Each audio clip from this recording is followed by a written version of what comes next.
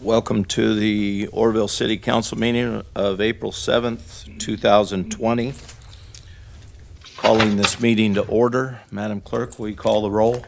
Councilmember Pittman. Here. Councilmember Smith. Here. Councilmember Draper. Here. Councilmember Hatley. Here. Councilmember Goodson. Vice Mayor Thompson. Here. And Mayor Reynolds. Here. Mr. Mayor, if we can just go over just a couple things real quickly about this council meeting, since this is one that we're keeping ourselves socially isolated or distanced from one another. Some of our council members are appearing telephonically. Right now, those council members are Councilperson Draper and Vice Mayor Thompson. The members that are physically present are Councilperson Smith, Mayor Reynolds, Councilperson Hatley, and Councilperson Pittman. Tonight, because of that we have some council members that are physically present and other council members that are telephonically appearing, all votes will be done by a roll call vote. That way everybody can hear what those votes are. Just to make the public aware, we are socially distanced. There are 3 council persons on the dais that are 6 feet apart and 1 council person that is sitting where staff normally sits. So we are socially distanced from one another and we'll be conducting. The rules are a little different. There will be no public tonight during public forum or comments. The public will be given the opportunity to speak into a microphone that will be provided outside. All of the comments that were sent to the meeting were received by 4 p.m. and by 4 p.m. this afternoon will be forwarded to all council members for their consideration. Thank you. At this time, we will convene a closed session.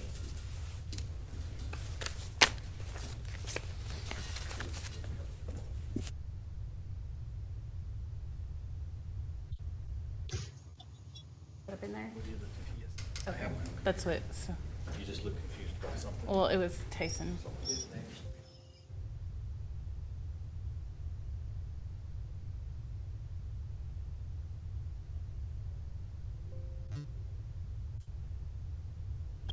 Are you there?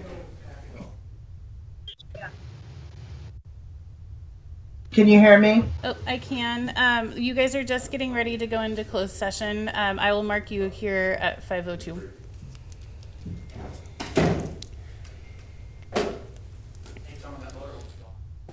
Oh, good. I would say that you don't need that. Is it the other thing?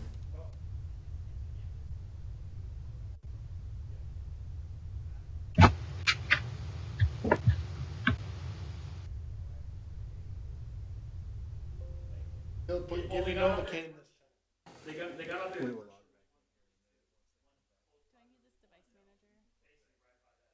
back. So border hold the join once they got rid of that one. Yeah. That one. But only one of them had a broken leg.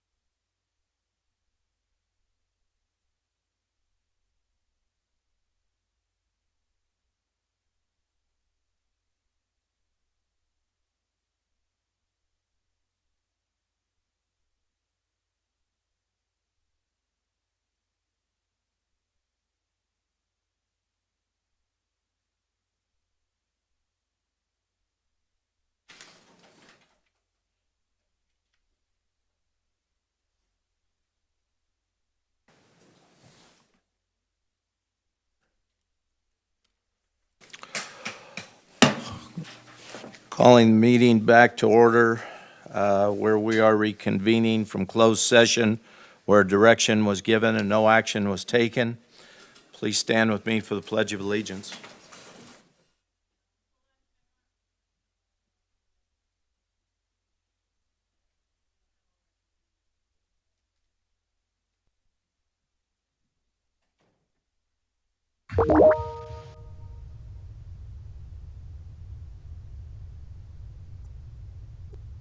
You okay?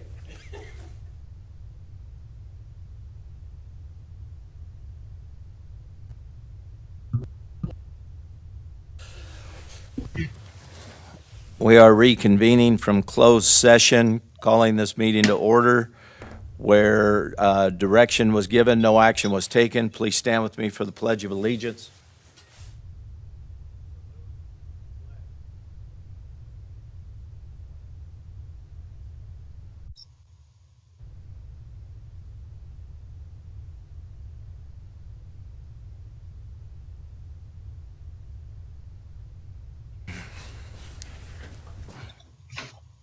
Looking for a motion to adopt the agenda. Move that we I move adopt. that we adopt the agenda. We'll go with that. I'll second that. Looking for a vote. We're going to call the votes out loud, Madam Clerk. Councilmember Pittman, Yes. Councilmember Hatley, Yes. Councilmember Smith, Yes. Councilmember Draper, Yes. Councilmember Goodson, Yes. Vice Mayor Thompson, Yes. Mayor Reynolds. Yes. The vote is 7-0, unanimous passes. All right, we're moving on to public communication, hearing of non-agenda items. This is a time for public to address the council. Mr. Legron, did you have anyone who wished to address the council? I have not received any blue tags, but I will go and ask. We have one. This is the only email that came in that's public comment.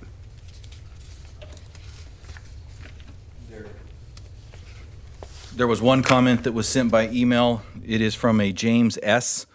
It states, "My question to the council, will there be resources allocated out of the emergency plan just activated to help the homeless and or those without housing or threat of losing housing? If so, how soon can that plan be put into place to also help stop spread of COVID-19? Thank you for answering my questions."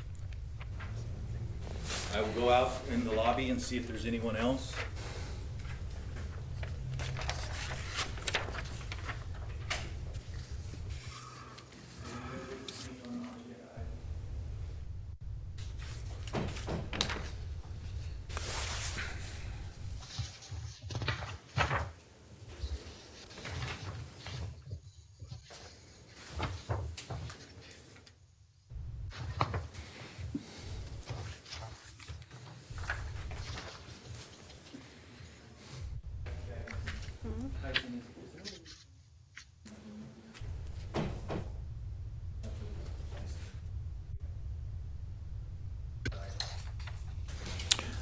All right, having no additional speakers for public communication, I'm looking for a motion to adopt the consent calendar.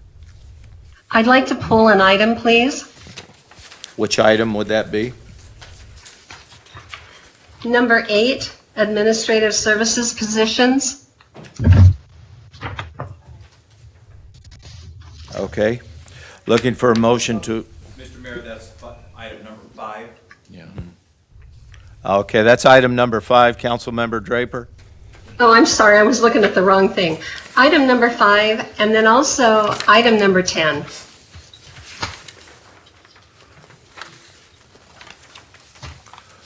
Is there anyone else who wishes to pull any items?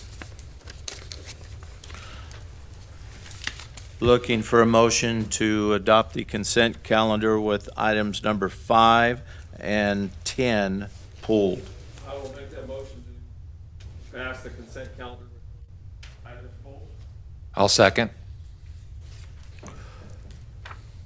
Councilmember Pittman, Yes. Councilmember Hatley? Yes. Councilmember Smith? Yes. Councilmember Draper? Yes. Councilmember Goodson? Yes. Vice Mayor Thompson? Yes. Mayor Reynolds? Yes. The vote passes unanimously 7-0.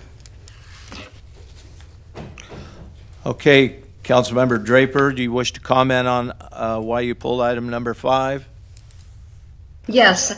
I'm concerned with the CalPERS debt that we know has increased dramatically because of the stock market fall from COVID-19.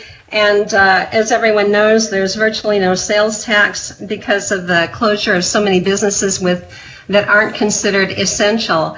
So I'm concerned about 2 new positions by themselves. One comes to $49,796 with 30% benefits, comes to $64,736. 2 positions of that comes to about $130,000. So I'm really concerned about spending that kind of money when we're so unsure of revenue.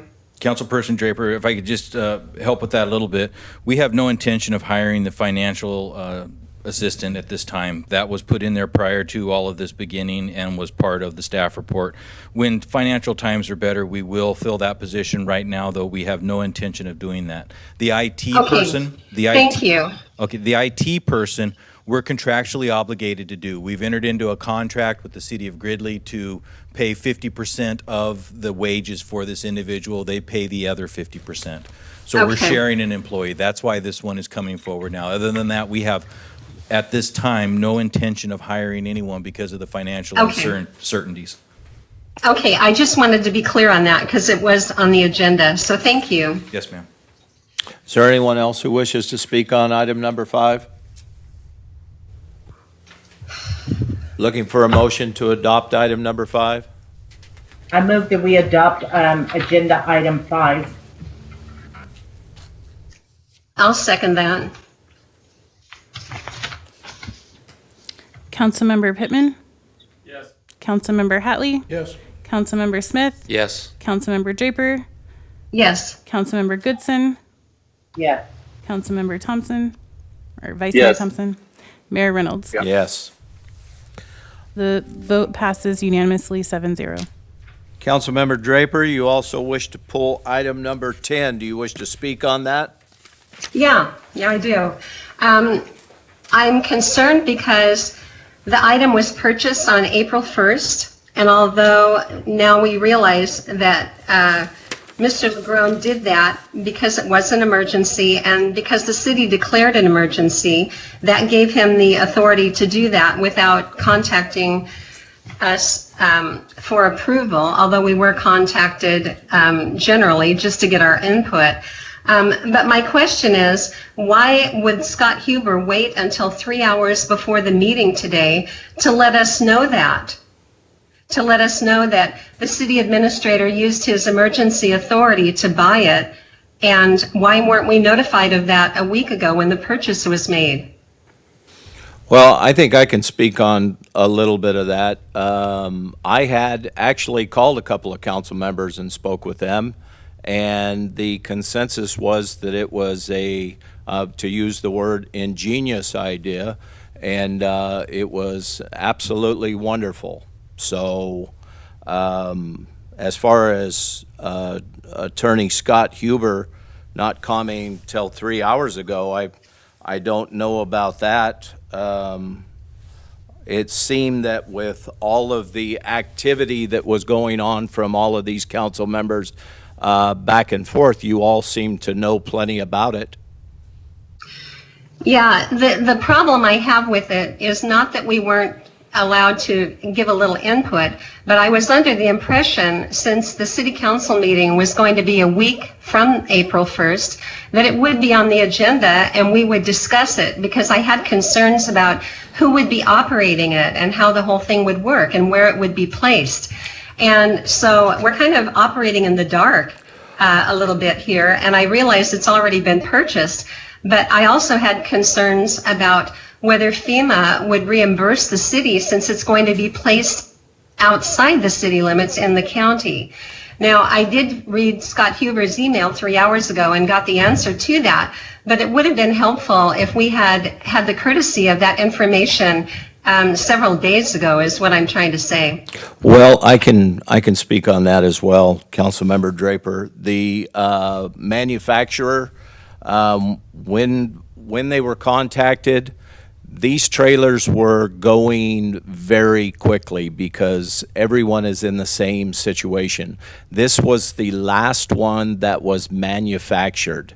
The decision had to be made or it would have been sold by the end of the day. I believe this was 4 o'clock in the afternoon, and it would have been sold by the end of the day. We were very fortunate to get in there with that timing. So we would have been waiting 6 to 7 months for another trailer to be manufactured. So that's why it was moved forward so quickly. But you are absolutely right. In a normal situation, it definitely would have been brought to the council for input, and all input would have been appreciated. But this was that's why the authority is given to the city administrator in a situation like this, because sometimes decisions have to be made quickly. Bill, did you wish to comment? No. Thank you. Councilmember Hatley, did you wish to comment? Yes, thanks. Yes, because the mayor did call me on it, I wasn't, I was out in my field, to be honest with you, when I answered my cell phone. And the concept, I didn't have a problem with the concept of it, but I thought it was going, I didn't know that when I said, yeah, it sounds right. I mean, the concept itself sounds right to me, but by no way was I voting. I didn't think, but it seems that it kind of came out that way, but that somehow I because there was questions that I had on that, and the questions that I have is number one, this trailer, I can't see where it's going to do one thing to either curb or stop this virus by any way, shape, or form, unless the people are going to go in that shower and shower their clothes at the same time, because you can get in the shower, scrub up, and get back in the same infected, dirty clothes and walk into our stores and continue on. So to me, I mean, it doesn't make a whole lot of sense to me as far as saying that this is some kind of a thing that's going to really make a big impact, because I don't see it, because I mean, they're going to put back on dirty clothes, I guess, and walk on out the door with them, and they've accomplished nothing. The other thing is that when it's out there, then what happens to this? Who's going to be responsible for this trailer and the cleaning and that? I don't want to see a city employee standing out there, and who are you going to get? You're going to order somebody, and if they don't do it, fire them. If they don't do it, I can't see that either. And who's going to volunteer to stand out there and clean that and sanitize it after every use? So to me, we need some kind of a contract and something that says, okay, if you're going to do it, Oroville mission, then rescue mission, then sign a contract with us, and you provide that. The city is going to put the trailer there, but you're going to be responsible for that, and for any liability, put us on your insurance retainer, because if somebody walks out of there, and I know, I read Scott Huber's email, and I realize, that we have some qualifying indemnity to that. So if we, to keep us from liability, however, we all know in this room, in real life, I don't care, and you're gonna get a jury that is liable to award anything, and I don't care what the governor says.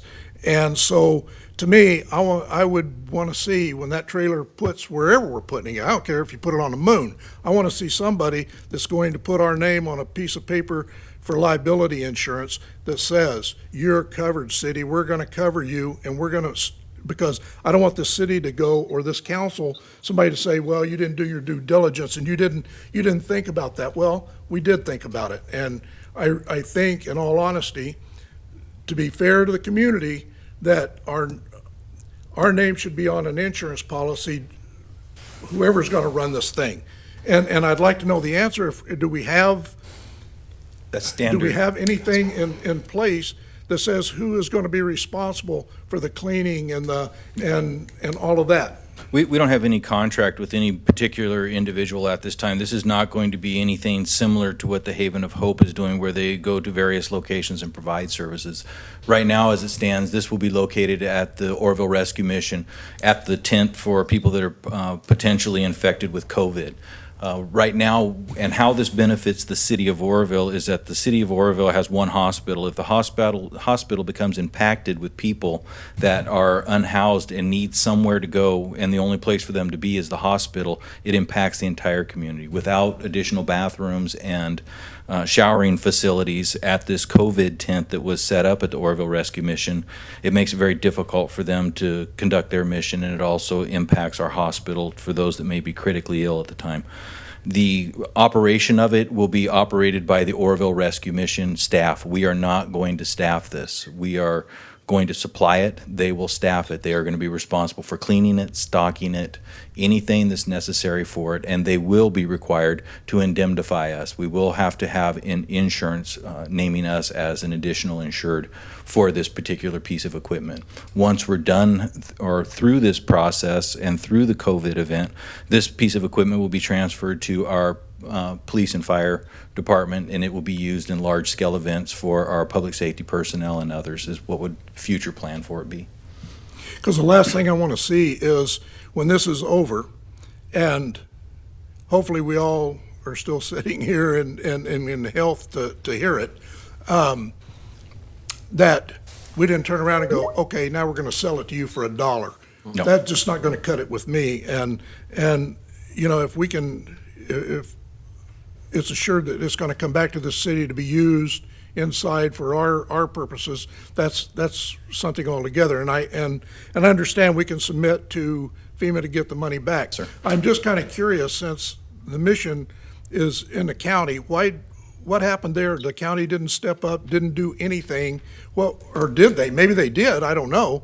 But why did Well, I think the county did try to do what they could, and I think if you go by, you'll see some porta potties and things like that out there. But you know, for the long term, that just doesn't meet the needs of the people, the unhoused that may be in there. This is a situation that is significant, and it's really not about the rescue mission. It's about not impacting our hospital. We have to keep those beds open for those that are critically ill.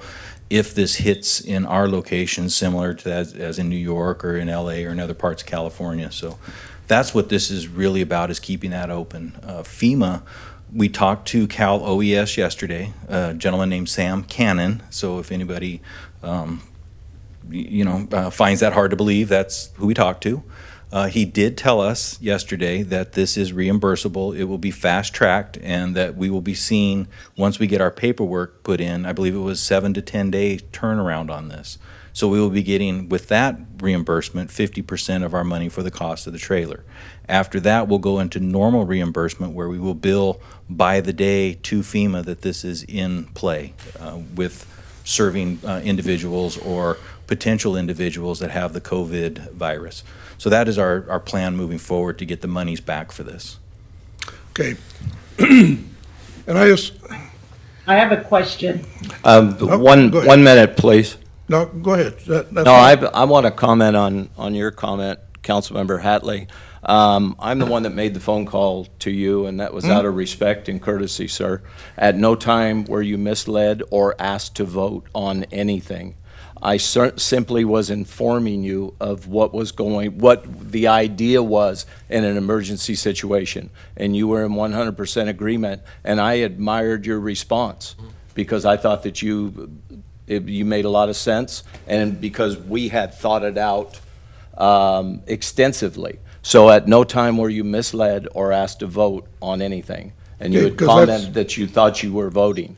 There, absolutely, no, that never came up in the conversation, and I just want to be clear to the public that it was simple communication between council members saying, hey, this is what we've come up with, what do you think?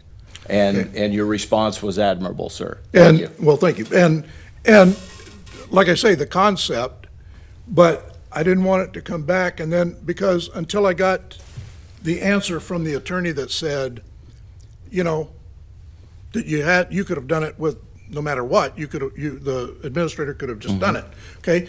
Well, I didn't have that information. So when I'm thinking, and I'm telling you, if you call me and say, what do you think of this idea? And I say, well, and I never use the words, well, the concept is okay with me, and we should do what we can to help people. However, by no means ever take that as a vote, because if that's a thing, if that is the way I start perceiving it, then I'll never take another call from anybody. And if you want you ask me right here when we're sitting on the dais, because I don't want somebody to come back and say, well, wait a minute, you guys, you said okay. Well, I said okay to the concept, yes, but till I get the facts, and just like the questions that I ask, who's going to take care of it? Who's going to do this? These are questions that I need answered before you get a yes vote out of me. That's all I'm saying. So I'm not saying that you tricked me or any of that. I didn't say that. I'm saying, though, that I never want to feel that that's what it was as far as well, I'm trying to get his input. Well, wait a minute. You said, well, I said okay to the concept because, yeah, but I just wanted to make sure so that when we do this, we're doing it in the light of day. And we're right here, right now, and we vote on it, and that's one thing. And I just wanted to make that clear that this wasn't, I don't want the public to think, well, you guys already decided and you did some backdoor deal. No, that's not, at least not for me, and I don't perceive, apparently, that nobody else perceives that.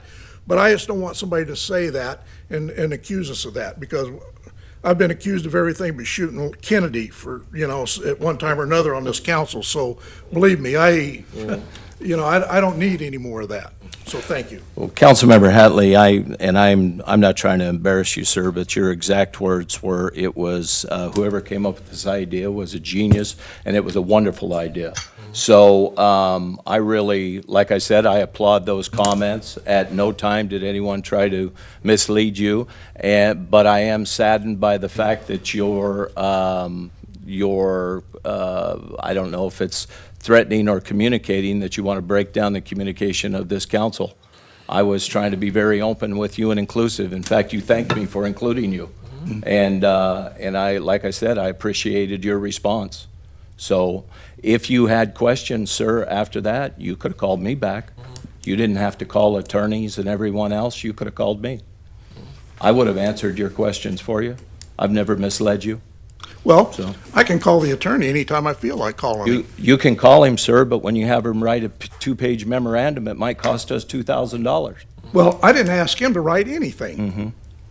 Okay. So get him Can- on the phone, because I didn't ask him to write anything. He said that he would that he would make sure that this city was covered. And that's what he told me. I didn't ask him to write squat. So let's get that straight. Council members, you can call the attorney anytime you want, but communication should go through the city administrator, so we're all on the same page. I don't work for the city administrator. But No, I don't. he is our communication. Are you done? I'm done. I was done a while ago. Anyone else wish to comment? I have a question. 1 second, please. Our administrator's left the room. Oh. He might be the one to answer it, I don't know. Mr. Mayor, I'm sorry, we're having a problem with the live feed, so they're working on it.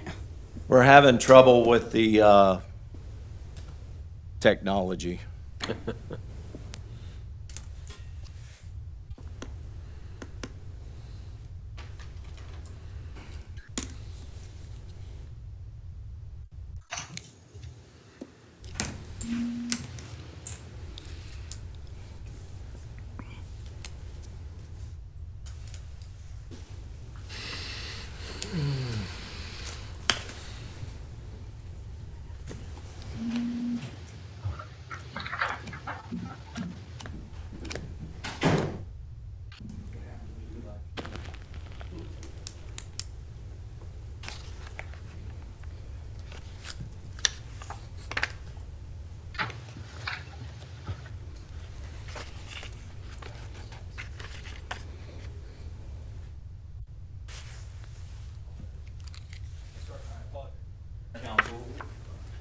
what's going on is that we're having a technical difficulty with the computer system so that we're not live streaming at this point. We are recording, but we're not live streaming. We will be uploading this and playing it, but it's not being live streamed at this time. So I've checked with the IT guy, he's working on it. Our attorney has advised me that since it is a technical difficulty, that we'll probably be okay.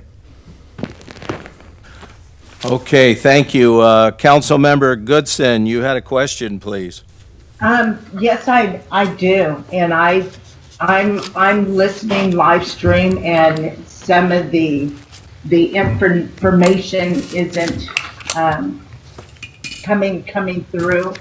So my question is, and for clarification purposes, for this agenda item, are we currently being asked as a council to just approve of the purchase of this trailer without a contract? And my second question is, when will we be able to have this contract, read it, and have it in line of sight prior to the operation and the handing over of this vehicle? We will receive we have a copy of the bill of sale for the trailer at this point. The trailer's been purchased. It's paid for, it's on its way. It will be here this week. We will be able to forward you a copy of the bill of sale and any paperwork that comes as far as the, like an operation manual or something like that, a description. We can forward all of that to you. There is a copy, I believe, in the agenda packet that shows a layout of the trailer and a description of the trailer and a picture of the trailer. I'm sorry, Bill, I understood that. I understand that it was purchased on April the 1st. What I am asking is, prior to the vehicle being put into operation and in use, will we be looking at the contract prior to its use? I got you. The contract and I guess my first question was technically, I was defining specifically what this agenda item is about. And it's just about an approval of the purchase of the vehicle. It's approval That of has already been approved. Yes, ma'am. It's approval of staff's actions. It's a There you go. notification and Thank you. it's a Yeah. notification to the council, because this is an expenditure that normally goes well beyond what our spending ability is. Right, It's important to right. make the council aware of that. As far as your question regarding the contract, Yeah. I just for clarity, I believe that you're asking about the contract of the individuals that may be operating the Yes, trailer, yes. not the contract, the purchase contract. No, not at all. The contract between the user and the city, yes. We will, once we receive the trailer and we receive the operation manual of it that gives all the ins and outs and details of this type of a trailer, we will formulate a contract and we will send that to you so that you can see what the conditions of that are and what our expectations are of the individuals that will be operating it. Thank you. Are there any other comments? I have one, if I may. Councilmember Pittman? Thank you, sir. Having spent probably 60% of my life in these types of facilities working in the fire service, I have to say this is an innovative way of doing it. I wish I had some of these before in the past. It would have been very helpful too. I think this solution is created by the fluid situation of this pandemic that we have coming forward, and I appreciate staff's looking for a solution to this immediate problem we had. I also made many contacts to my past resources in the past, and to find this trailer was actually exceptionally brilliant. There's just none of them out there. I would suggest that you just look at the resource directory guide out at the county.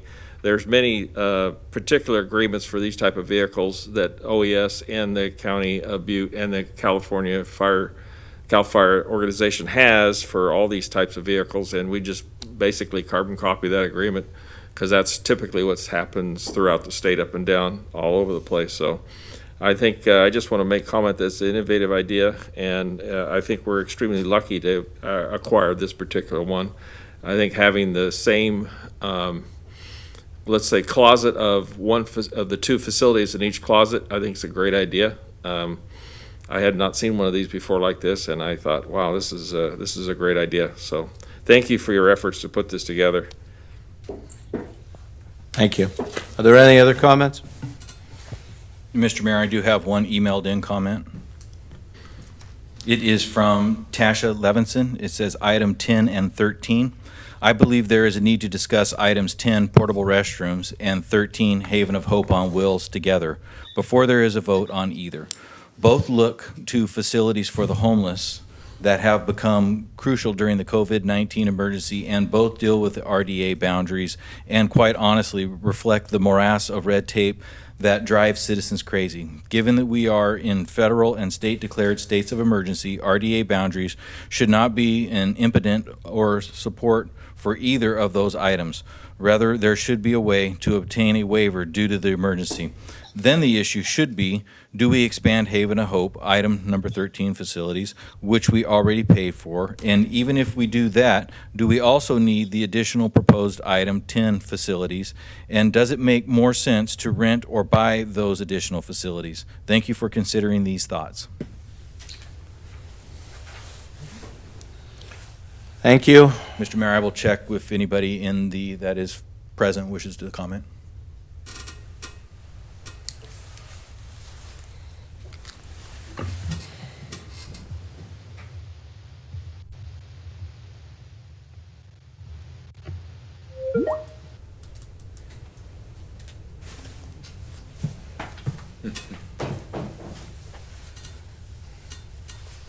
Gotta keep the ice cream cone clean.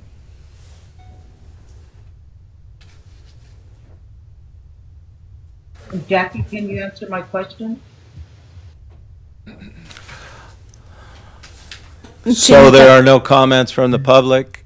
I'm sorry, Mr. Mayor. Janet Goodson was asking who sent that letter. It was Tasha Levinson. Thank you.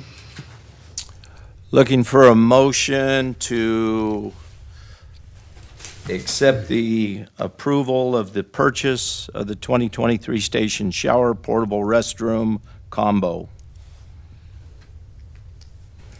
I make a motion to formally approve staff's actions to approve purchase shower combo trailer in amount not to exceed $45,000 and approve purchase. I'll second. Councilmember Pittman, Yes. Councilmember Hatley, Yes.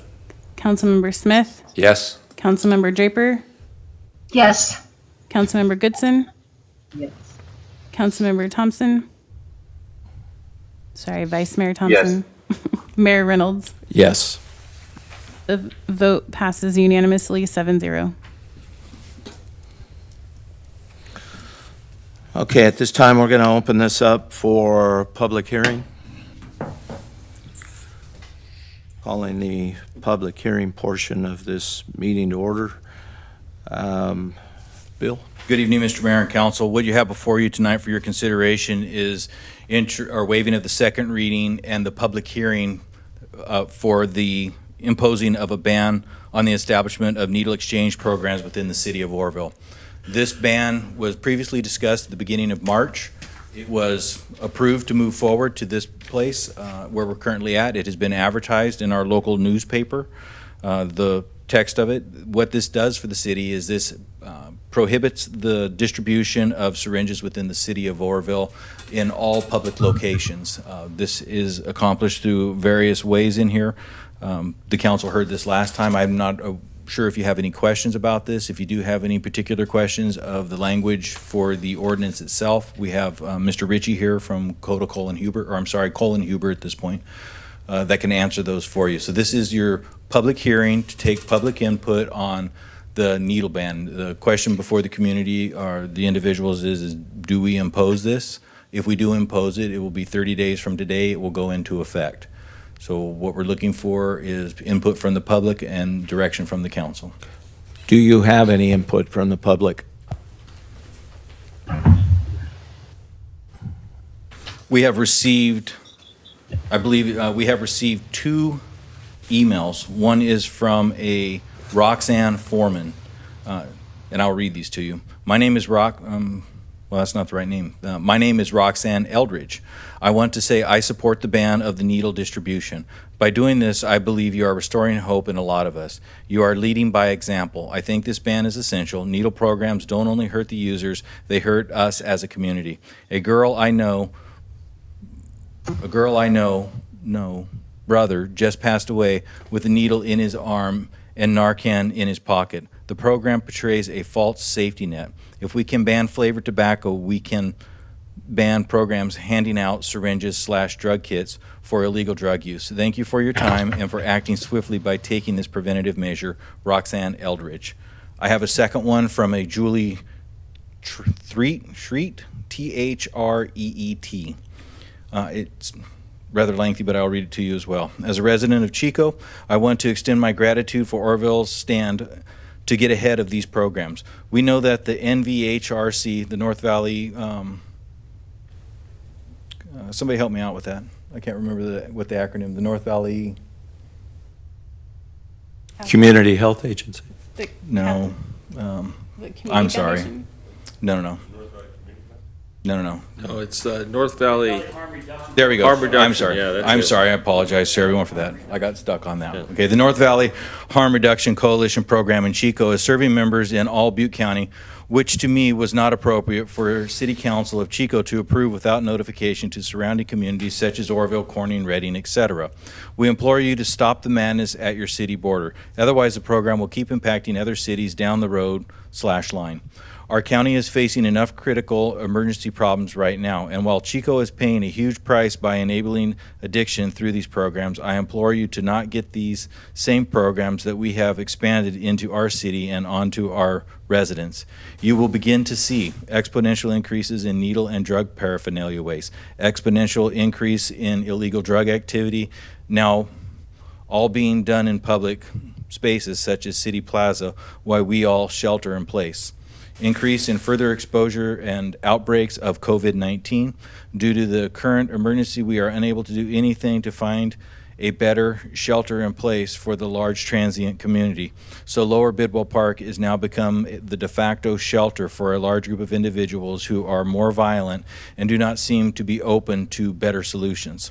This all has added a large increase in citizen outrage, public official divide, including firing of mayor, increased costs to city for wash stations and porta potties placed in vast places throughout the city, increased pressure on police intervention at both the needle distribution site and the needle disposal calls. Keep Oroville on the right track. Stay focused on COVID-19 emergency management. Don't add another very high maintenance program to your city resources and citizens. Don't go down the rabbit hole Chico is now trapped in. Thank you. Those are the only two emails that I have received. Do you have anyone from the public who would like to comment? I will check.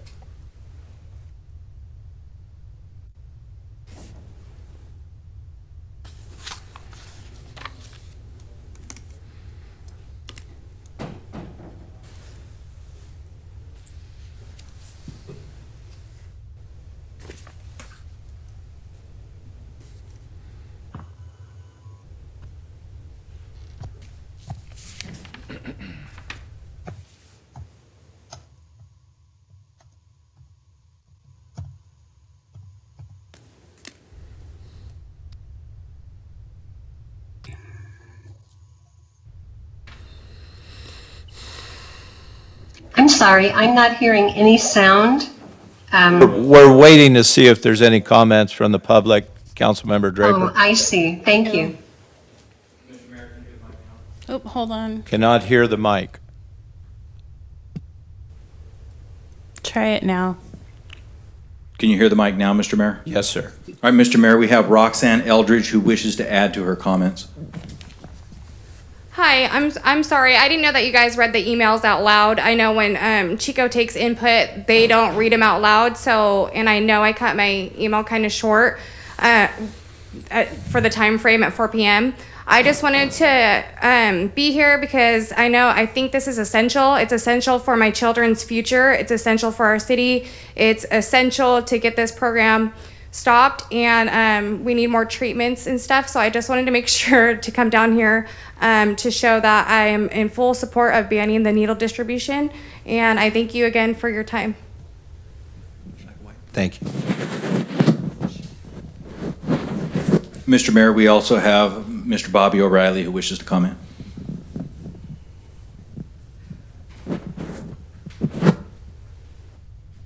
Good afternoon, council. I just want to say thank you. I know that this item was unanimous last time for those that were present, and it's a safeguard for our children's future. So I just want to say thank you for staying vigilant to all of the council members who voted to approve this.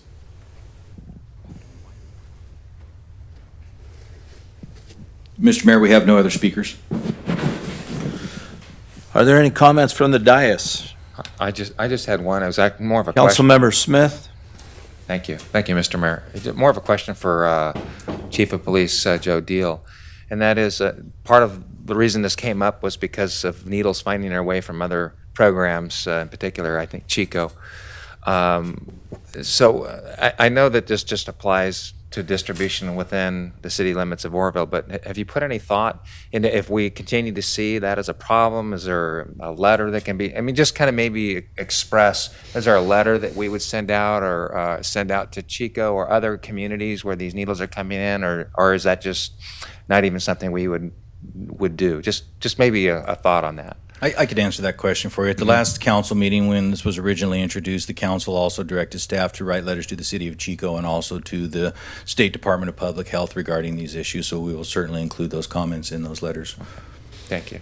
I have a comment too. You know, these other communities are I guess they're trying to decide what's best for their community is the only way I could put it. So if they're going to allow these needle distributions, they should be required by law to mark them so we know where they are coming from, because there is plenty of gray area of question of how do you know these are coming from here or there. Sure. They should have to have a serial number or a very distinct mark that is issued to the distribution agency so we can track responsibility, because it's pretty obvious that they're getting outside of the scope of their influence. So that would be a suggestion for me, Mr. City Administrator, if you can follow up on that other communities would be required to mark their needles. We'll include that in our letter to the State Department of Public Health and see if they can implement that. Thank you. Are there any other comments from the dais? Looking for a motion to adopt ordinance number 1842, an ordinance of the City of Oroville imposing a ban on the establishment of needle exchange programs within the City of Oroville. I'll second. Councilmember Pittman? Yes. Councilmember Hatley? Yes. Councilmember Smith? Yes. Councilmember Draper? Yes. Councilmember Goodson? Yeah. Vice Mayor Thompson? Yes. Mayor Reynolds? Yes. The vote passes 7-0, unanimous vote.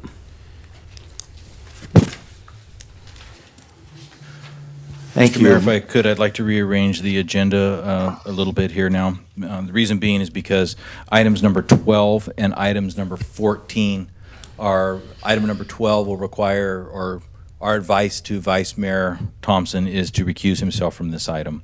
Item number 14, our advice to council is Councilperson Hatley and Vice Mayor Thompson recuse themselves from that particular item. So what I'd like to do is, if we could, take care of our item number 13 and item number 15, and then come back to the other ones, because once we're done with that, if the council members choose to stay, they can stay. If not, they can leave the meeting at that point. Okay. So you're asking for us to move on to item number 13 at this time? Yes, sir.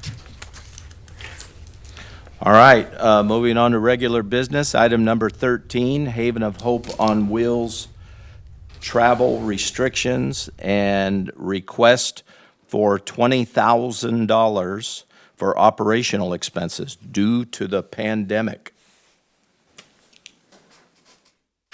This is a request, Mr. Mayor, from the, in conjunction with the Haven of Hope, to take the trailer, the hygiene trailer that was purchased with redevelopment agency dollars. Sorry, Right. I'm muted. No, I don't have any sound either. Okay, Over the court. Sorry. Jackie, we Can did everyone not hear have now? any sound. Can everyone hear now? Yes. Councilmember Goodson, can you Yes. hear? Vice Mayor Thompson? Yeah, I can hear you. Okay. Okay, council, this item is a request in conjunction with the Haven of Hope on Wheels to extend the operational area of the hygiene trailer outside of the RDA boundaries. They are also requesting a $20,000 stipend for the purchase of personal protective equipment to help prevent the COVID spread and during this pandemic. There are several options listed on the agenda. After doing further research and getting additional information from our bond counsel, we are not allowed to allow the trailer outside of the RDA area. This is state law. The council does not have the authority to approve that. That is from our bond counsel, who has given us that guidance on this. Providing funding for the $20,000 for PPE for the operation of this. After speaking with FEMA and Cal OES yesterday specifically about this, because we were trying to figure out how we could best assist our nonprofits in the city with this, we were told that FEMA and Cal OES reimbursed for things that are legally required. The city is not legally required to provide PPE to nonprofits. Now, we may have a moral obligation to do that, but we don't have a legal one. Cal OES and FEMA only pay for legal obligations. So what the direction that we were given, an avenue we were to help our nonprofits, is that there's a thing called the federal grant portal. What we'll do is we'll provide the information to the Haven of Hope that they can sign up through this porthole, and any other nonprofit in the city of Oroville that wishes to help, they can sign up through that porthole and they can seek reimbursement directly through FEMA from them, because the issue is that it can't come to the city and then be handed to a third party. The nonprofit has to seek the PPE request or the reimbursement request themselves. So there is an avenue for that. It's just taking us out of the middle of that and them going directly to do that. I do have the information that I can hand off on that. So what we're looking for essentially now, since, number one, we just cannot do it. It's not a choice that is something that we can do. That was something that we learned actually today, that it is actually state law that prohibits us from doing that. So that is something that we just cannot do. The option of reimbursement, if the council chooses to direct staff to fund $20,000 to the Haven of Hope for the purchase of PPE, be aware that is not reimbursable. That is coming from your dollars, and it is not going to be reimbursed by the state and by the federal government, according to Cal OES that we spoke with yesterday. They do have the other option of going directly for that. The third alternative, one that we came up with that may work after speaking with Councilman Pittman about this, is establishing a bank where we go out and we purchase PPE such as rubber gloves, face shields, face masks, disinfectants, things like that. And then what we do is we distribute that to individual nonprofits who are working within the city to help prevent the spread of COVID and help those that may be stricken with it. I would suggest if you choose to do that, that we have Chief Dill manage that through the Public Safety Department, since he has access to those things, regularly purchases those, and that we track that to who we are. Now, knowing you're doing that, you're spending the money, there's going to be no reimbursement. You are just trying to help support the community in any which way that you can and your nonprofits by doing this. That does not preclude the nonprofits, too, from coming to the bank, getting what we have that we can get and distributing to them, also seeking reimbursement for other activities that they have that they may be conducting through the grant portal. So what we're looking for now is what the council would like to do, how you would like to proceed with this, how can we best support our nonprofits. Do you have any comments from the public? There has been multiple comments that came in regarding this. Those have been, I believe, have those all been forwarded, Jackie, to the council electronically? Yes. I have multiple ones here. I don't, Mr. Attorney, being that the comments have been forwarded to the city council and are a matter of public record online, is it necessary to read each letter aloud?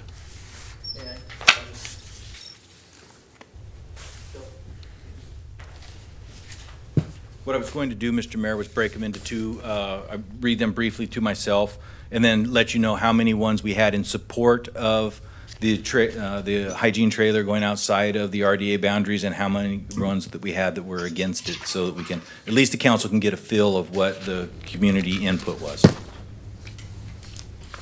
My recommendation, Mr. Mayor, would be if the council doesn't have a requirement to read out every email that they received, but the comments of the public should be presented in a way that's transparent so the rest of the public can know what they are. Just like we have a recording of anybody's oral comments when they come to the podium, we should also, in the minutes or in some record of the council's business, have a record of what those comments were. So while you don't need to necessarily read them aloud into the record, including them in the minutes as part of what you've considered and making the decision is strongly recommended for transparency purposes. And of course, just like one of our last speakers had forwarded an email, came to the outside podium to make comments through the microphone there, that either reiterate or add to their concerns. Any of the writers of these various emails is also able to do that. So those opportunities are there, so you operate in an open government type of way. Like I said, not required to read them into the record, but I would recommend that they become part of your record. Absolutely, and this council is 100% transparent. Just for the sake of time, I know that there are several letters. Would it be acceptable for a consensus of for and against? I see no reason why not to. I don't think of it as scorekeeping as long as you're transparent with the actual content in your records and everybody's reviewed them as part of the public input. I don't have an objection to that. Okay. Thank you, Mr. Mayor. Thank you. He asked to give him just 1 minute. Oh, okay. We're on a timeout.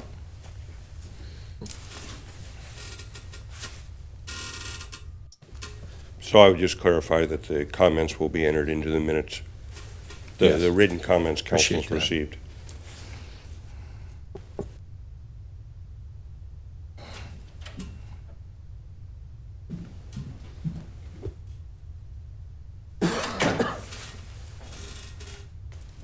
Excuse me, I apologize, Mr. Mayor.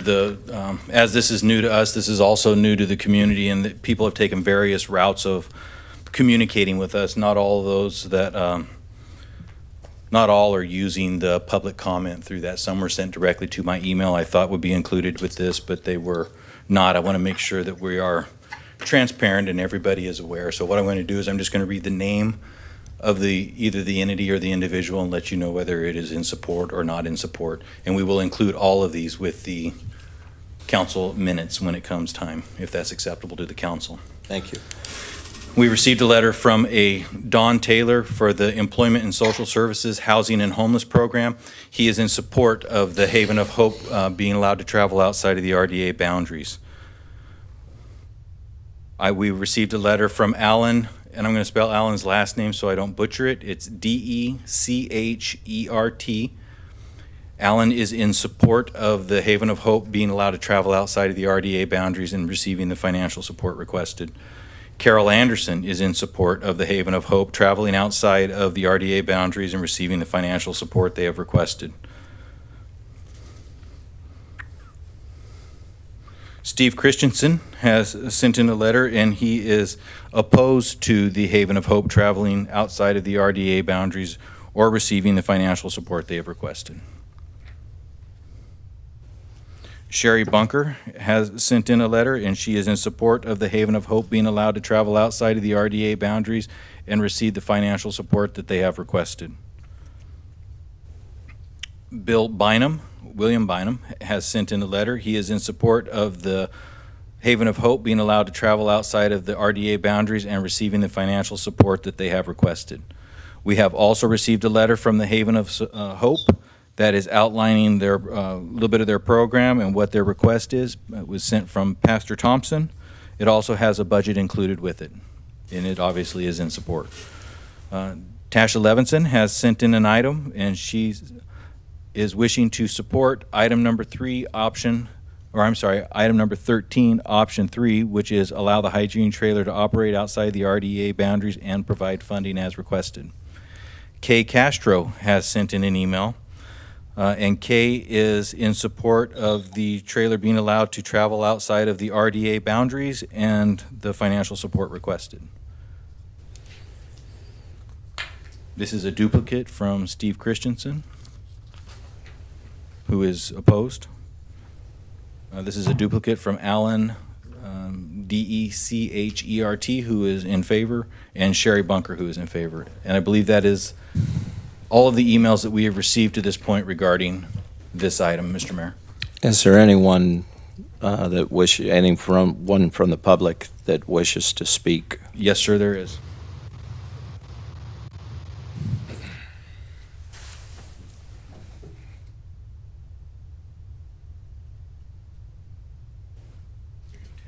Tasha Levinson, I just want to add to my comment that if Bill Lagrone can go ahead and send me the name of the person who said that you cannot go outside the RDA boundaries, I'd like to write to them. I really think in this state of emergency, and as a taxpayer, I want to see my money being able to be used in the city, outside the city, in RDA boundaries, outside RDA boundaries, wherever it makes the most sense to help the people, and that's what we are hoping for. So if he can forward me that person, I will write a letter saying, I hope as a taxpayer that can happen. Thank you.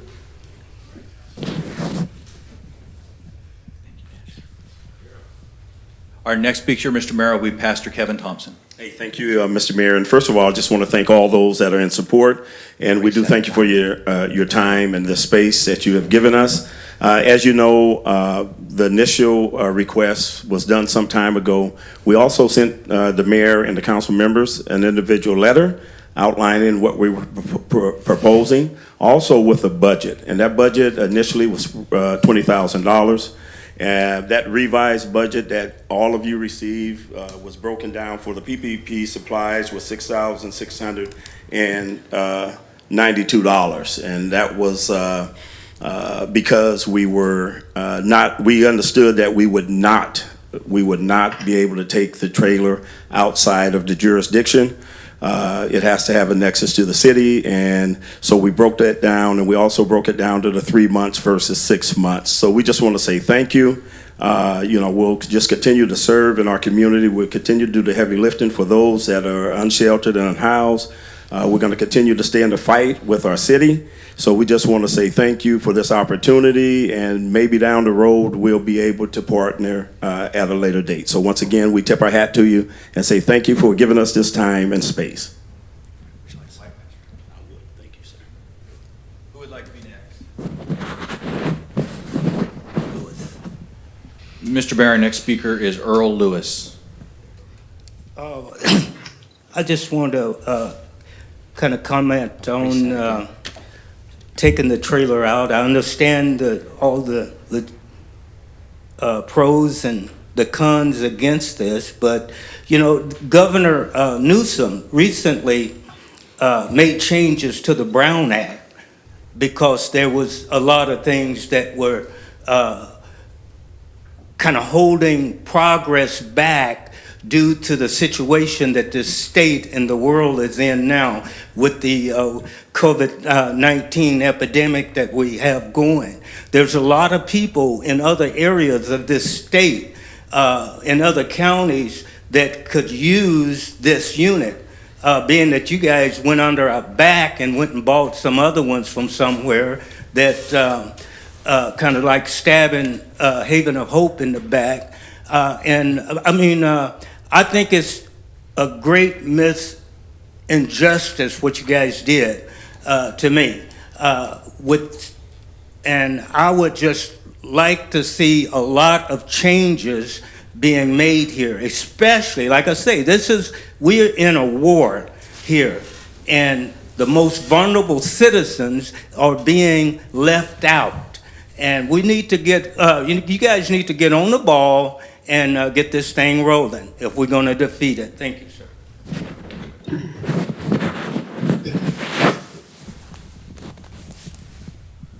Mr. Mayor, our next speaker will be Pastor David Goodson. I'd like to thank the council for its time this evening. And I'm in favor of the Haven of Hope being able to assist in any way that they can.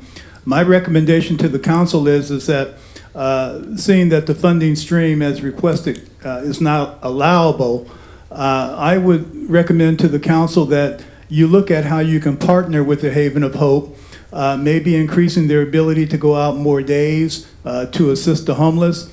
I had gone out today and observed at the Hope Center a number of homeless that were there to receive services, and that if this is a pandemic that we are in, I believe that any way that we could assist, if their ability to increase the number of days of operating through some type of stipend that could help out with the need to operate out of their regular boundary schedules. I don't mean going out of into the county, but out of their regular schedule. That could make a significant difference, because we're talking about trying to stop the spread of this COVID-19, of this coronavirus. And if you were able to have one more location that could give out masks to the homeless, that could increase the number of baths and showers that they take, washing of their clothes, providing them with education on how to stay safe as well, that would be something that the Oroville city could maybe come along and partner by trying to find some funds. There must be some type of funding that could help supplement this on a basis immediately. Thank you.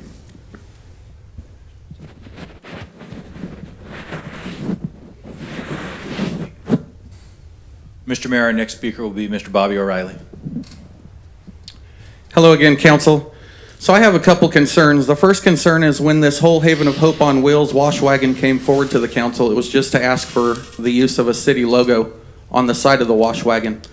Then it turned into an ask that there was no financial asks. Then that turned into a $175,000 purchase that kind of went under the backs of the taxpayers and some of the council of some misinterpreted paperwork that was requested that never showed up. Again, I'm saying all this as from what I've noticed, and I attend a lot of these meetings. I do my homework. The trailer was then given to the Haven of Hope with the understanding that it was to be operated within the jurisdictional boundaries of the RDA. They understood that. They knew that. And it seems like every corner we turn, they're back in front of this council asking for more money, asking to take this thing out of the area. They come in here asking to partner with the city. They want to partner with the city to help the most vulnerable in the city, but in the same breath, they're sitting here asking you to let them go out of the city. Nobody is stopping them from working within this city. Get to work in the city if that's what you want to do. But I stand here and ask the city, the council, please, as a tax-paying citizen of this community, do not allow $20,000 more to slip out of your budget, and do not allow this thing out of the RDA, because if I see it out of the RDA, I will be contacting my own attorneys. Thank you. Would anybody else like to speak on this item?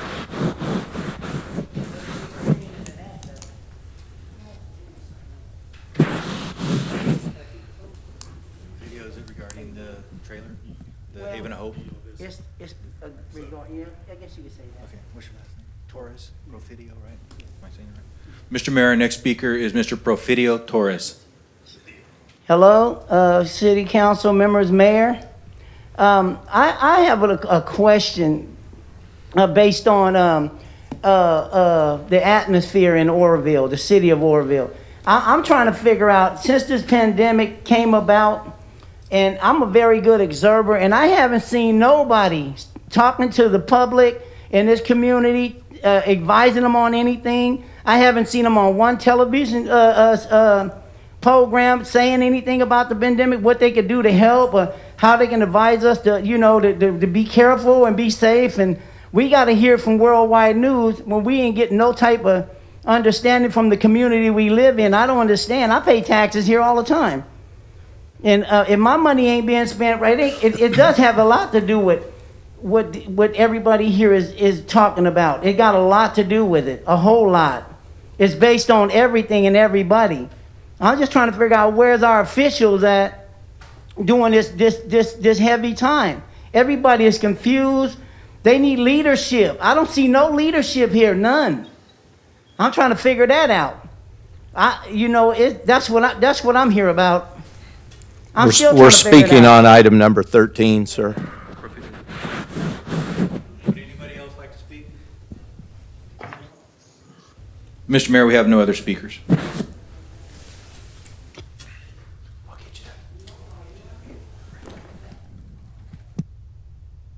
We have no other speakers, Mr. Mayor. Are there any comments from the dais? I have a comment. Councilmember Goodson? Yes, I would like the first topic to just be put at rest.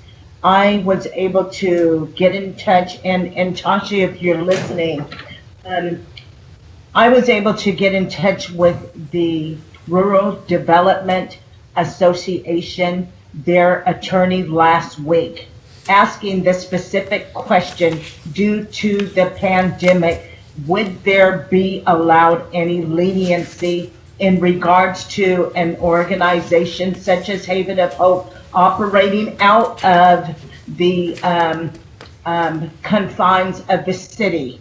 The answer, let me fast forward, the answer point blank was, although we are in a crisis, thus far, the rules have not changed. This is a moot conversation. It's not even a conversation, so I just wanted to stop that circular thread. Haven of Hope must operate within the confines of the city, period. With that being said, Councilman Pittman, I want to thank you for thinking outside of the box. What the council decides in regards to the monetary and assistance, and it's my understanding that it is no longer $20,000 because it cannot operate outside of the city.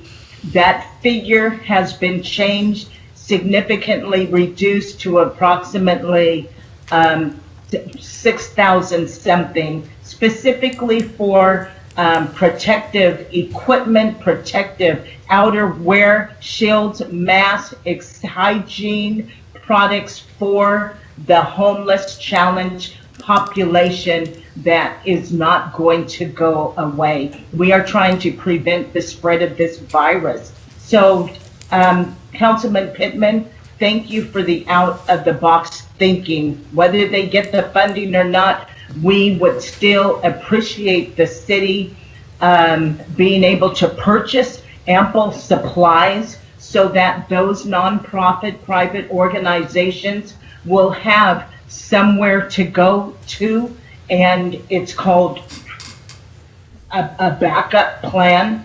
And so with that, I would appreciate the city's assistance on. Thank you. Vice Mayor Thompson? Thank you. In regards to the item, I do appreciate the reduction I see here, 6,692. I think I have a couple different questions. I'm not sure if there's any answer for them right now, but I do know that, at least I can't say confidently, but my understanding is that the state itself is has some of this equipment that can be dispersed to us. But there's other entities in town as well who are helping out in regards to the homeless and whatnot. So as far as the purchasing of supplies, I'm not against that, especially for helping our citizens in need within the area.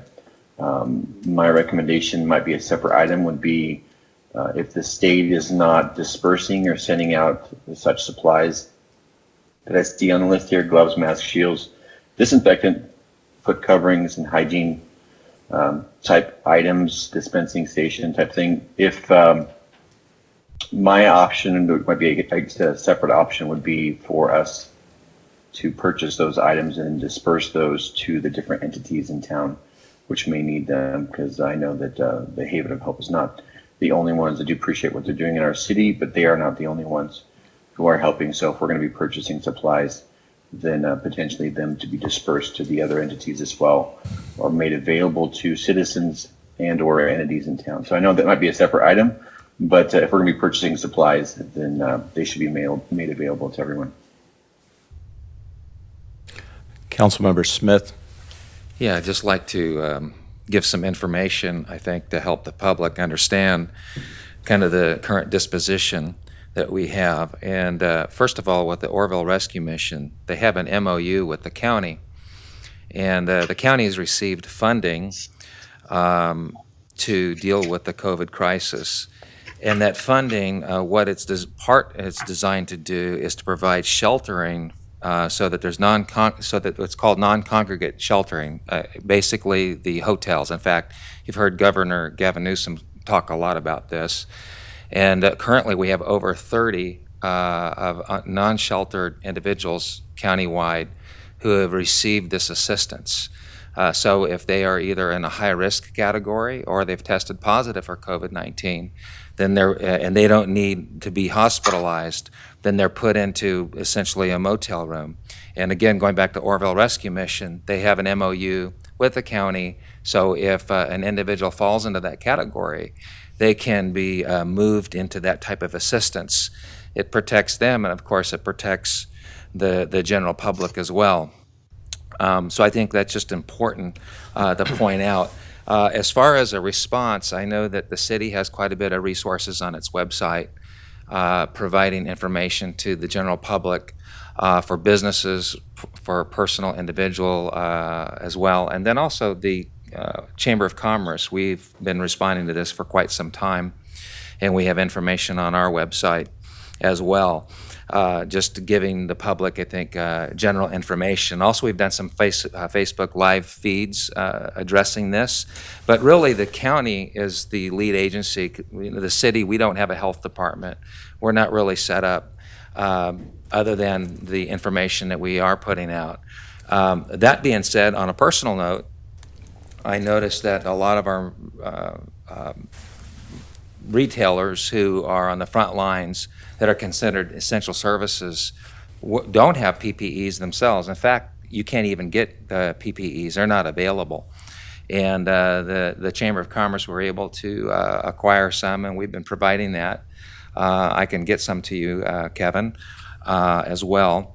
But that being said, on a personal note, when it comes to the shower wagon that is under discussion here, I even have, when we talk about the morality of it, I have some concerns. Just the individuals who are volunteering and putting themselves at risk, though that's extremely commendable. I just, I'm just sitting here thinking, when I watch the individuals doing the intake and cleaning the equipment and all of that, boy, I would just caution those of you that, you're putting your lives on the line out there in our community, providing that service. And so I just, and I don't think the city has a culpability here, but just again, just be very, very careful. This is a very dangerous situation, to say the least. I think we're all well aware, those of us who have been paying attention to the media, just the risk involved. Also, I provided, just as another note, to Ample Health. I gave Ample Health 500 N95 masks the other day. So we are doing our level best to help and assist. I think this is an all hands on deck community effort, and we're all in this together. And I do appreciate citizens doing their part, in only going to the store when necessary, and also, the social distancing, wearing masks and gloves, and doing all that we can to deal with this, and hopefully we can turn the corner and get past this. But And then just to the shower unit as a whole, in the RDA, I think Councilwoman Goodson really kind of put the cap on this, but that was purchased with monies to provide a service to our constituency, to those that live in Oroville. And I think that main focus needs to remain there because there are individuals that have become accustomed to receiving that service. And so I think that's just important to point out. Although I think, and I want to bring something up as perhaps a future item, because the county does have funding that the Haven of Hope on Wheels can enter into with an MOU with the county. And the county will, as long as those funds remain, it's the same funds that are being used to purchase the hotel rooms for the individuals that I've already discussed. And they will reimburse everything up to 6.25%. And this is a whole nother discussion, but that is concerning to me because they may limit how many people, because the rescue mission is on tap for making up that difference. And or so would the Haven of Hope on Wheels if they so desired to take advantage of that funding with an MOU with the county to get the PPEs, which you can't get. At this point in time, they're not available anywhere. From what I understand. But that being said, I think we should have a conversation about the city from a moral standpoint that I think Mr. Legron brought up, of making up that difference. But I think that those agencies, other nonprofits, whether it's Hope Haven on Wheels or the Rescue Mission or others that want to respond to this crisis, that they seek the other funding, the FEMA funding, the county funding, then the city, we can discuss perhaps making up that difference. Thank you. Are there any other comments? Councilmember Pittman. Thank you, sir. I appreciate your comments, Councilman Goodson. I used to serve as the RDA chairman back many years ago, and one of the things people have to understand is all RDA funds are generated within the RDA area. So the only reason it has any funds, it was generated within the jurisdiction of the RDA. Consequently, that's why the RDA rules always said you have to spend the money in the area where the funds were generated off of that process. So, and those were mostly for brick and mortar projects. We couldn't consider any brick and mortar project outside of the RDA area. So that's what is the hindrance here. I do like the idea of having a bank or a supply, and I'll even make a secondary motion after we have this first one concluded, that we do have some way to at least reimburse our nonprofits in the community that are providing services, which PPE is not cheap stuff, and I used to buy it when I was back on the job, and it's a difficult item to have, and it's even worse today. So that, I think, is something worthy of pursuing. That's the only comment I wanted to add. Thank you. All right, I have a few. This RDA thing keeps coming up, and people seem to forget on a regular basis that the RDA funds were generated by the citizens of the area of the RDA, but the rules, policies, and laws of the RDA they are mandated by the state. So there's no going against that. So Councilmember Goodson, you are right. The conversation is moot, but since it's been brought up, there's a few things I would like to. There was a public comment that they're only able to operate a couple of days a week, a couple of days a week. Well, when they were presenting their case to receive this funding, which I will remind this community that it was a stretch of very creative languaging to get this funded through the RDA. So when they were stating their case to be responsible for this trailer and truck, They said that their hours of operation would be Monday through Saturday, 10 hours a day, and that they had planned to service 360 people a week. I'm not sure what their numbers are. I've been to this trailer while it's operating a few times. I see nowhere near those amounts of people, which is, and it's twofold. I'm happy that there's not that many that really need the service, but I'm disappointed that goals are not even coming close to being met. But they had promised over and over that they would cover their own budget, that they had the money to do this. I remember comments being made that we have assets of a $7 million building. If we have to, we'll get a loan, all these things. All this stuff being said to achieve the trailer. And so they were awarded the trailer. From the very beginning of receiving the trailer, the efforts were made to take it out of the area, to serve other people than the ones who paid for it, to serve other people than the ones who were promised that they would receive service by this agency that was so eager to help its community. So, with that being said, I'm in agreement. The conversation is moot. But since you brought it up, the trailer, it keeps being brought up about the trailer and the RDA boundaries. The truck is also owned by the RDA. And I have personally seen that truck in Chico twice. I've seen it up at the Oaks. I've seen it at the casino. I've heard about a trip to the Bay Area to a funeral where 5 or 6 people loaded up into it to go down to a funeral in Vallejo. So my questions would be, your area of service is approximately 3 miles from where the trailer is kept. And so you make 2 round trips per week. So that is 6 miles plus, or times 2, that's 12 miles a week.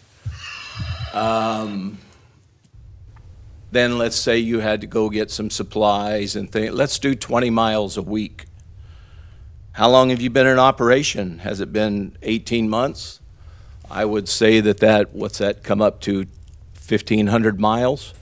I would like an odometer reading on that truck, because personally, I think it's being used for a lot more than the RDA monies were intended for. So, Mr. City Administrator, I would direct you to get an odometer reading on that pickup, because the citizens of this community provided the RDA funds, and the promises were made over and over to this community that that's who they would service. From day one, they've been trying to get it out of the area. So now it could go the other way. Keep bringing it up, and it could go the other way, because this is under the jurisdiction of the city of Oroville. Can I have another moment? You can when I'm finished, sir. Sure, I'm sorry. Another thing, I appreciate your efforts. Valiant gesture, but what you're doing is completely going against what our health experts have ordered us to do. They've ordered us for social distancing. They've ordered us to, for simplistic terms, stay away from each other. And you're providing a place 2 times a week for people to gather. You are not health I'm not sure of your training, if any, in this area, But I will tell you that in my own personal beliefs, I believe that you are creating an environment that is a high risk for the spread of this virus. So on a personal level, to use Councilmember Smith's words, I would encourage you to heed the words of the health experts. Councilmember Pittman? Yeah, thank you, sir. Appreciate that. There was one item that I just discovered in reading Mr. Don Taylor's letter from the County Office of Housing and Homeless, which is a new office. I understand it's been created by the County of Butte. And his support is greatly appreciated in terms of a letter for the shower trailer. But it comes to me as they'd like to see it used throughout the county, then maybe the county ought to buy it. Wouldn't that be a novel idea? The county could provide it everywhere and anywhere. And I'm sure we could make a deal. If we could recompensate the RDA, I'm sure everyone in this room would be happy to see it go anywhere in the county as long as the county was buying it. That's what they're for. That's what this new office is supposed to do. And I appreciate the man's letter. $175,000. Thank you. I'm sure we could make a deal. Councilmember Smith. I think we're just looking for some recommendations here at the end of this, and I spoke with Mr. Taylor. So there, and again, going back to the MOU, I'd like to ask if Mr. Legrone could speak with Mr. Taylor regarding the potential for the city to enter into an MOU, what that might look like, how we could, from the ethical moral standpoint, may come up and assist as the backup funding to cover what the county would not pay for not just Haven of Hope on Wheels, but any of our nonprofits that are providing service. Potential PPE bank is The potential yes, sir. PPE bank, yeah. So we could address that, and just to create comfort to our community, and again, just to reinsert that already any homeless individual who is found to be positive with COVID-19, that's already being handled. There's already an MOU. It's already being covered in a very professional way. So I just want to offer that to the general public, that they need to be assured that the county health department, in collaboration with the rescue mission, that's being handled. So we're not, just bear that in mind as we deal with this very sensitive issue. Are there any other comments? Yeah, I'd like to make a comment. Councilmember Draper? Yeah, I would like to add, as someone who was on the previous council and voted for the RDA money to go toward the Haven of Hope on Wheels, that I think they have done an amazing job. When they started out, they had no idea how many homeless people they would serve, and so that remained to be seen. And as I know from the Pitt report, we have about 460 homeless people that live here in Oroville, and I have the feeling he has seen a great many of those. And I also want to applaud Pastor Kevin Thompson, Sherry Bunker, Earl Lewis, Lisa Torres, and so many of those selfless people who go out there and clean up the shower stalls after people use them, disinfect everything, help people do their laundry. And we know during this pandemic that the COVID-19 virus clings to clothing. And so I am really happy that the previous council voted for the Haven of Hope on Wheels. And I think it's been a great success personally. I'd like to comment on that, and nobody's denigrating the efforts of the previous council, but I am curious as to why council members on this current council would encourage people to move forward when they know something is against the law. You've all been informed, you've all been given the statutes, and still you keep moving forward. And I want to say, Mr. City Administrator, that when something is put on this agenda, I want the council members who requested it, their names put beside it on the agenda. I want that set as policy Because if all of this is such a wonderful, heartwarming idea, be proud of it and put your name on it. Don't hide behind it. Can I make one more comment here? Absolutely.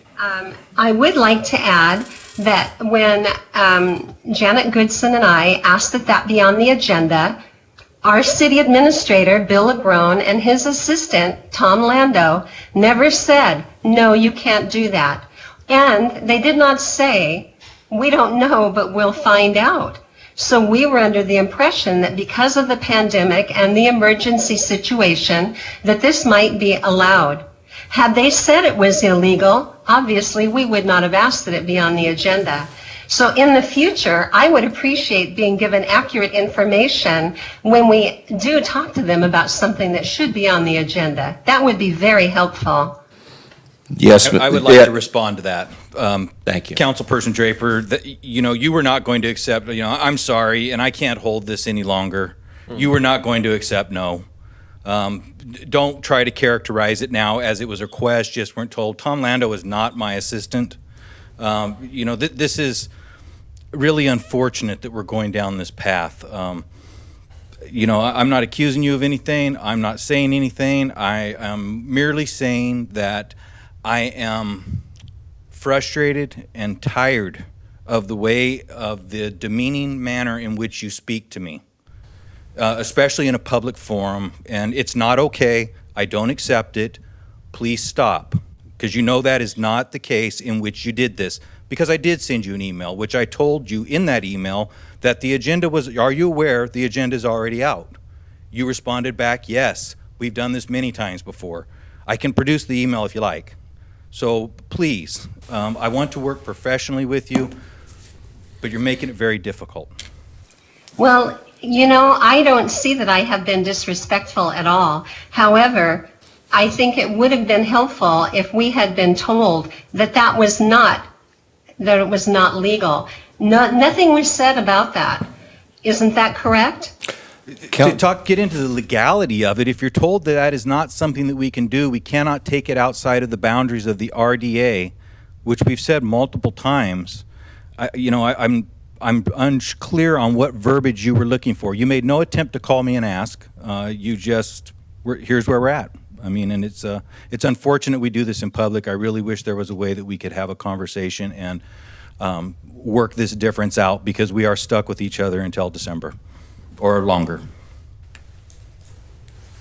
No problem. Thank you. Are there any more comments? Having none, looking for a motion for item number 13. This is a recommendation. There was a couple of us who. Go ahead. Go ahead, Vice Mayor.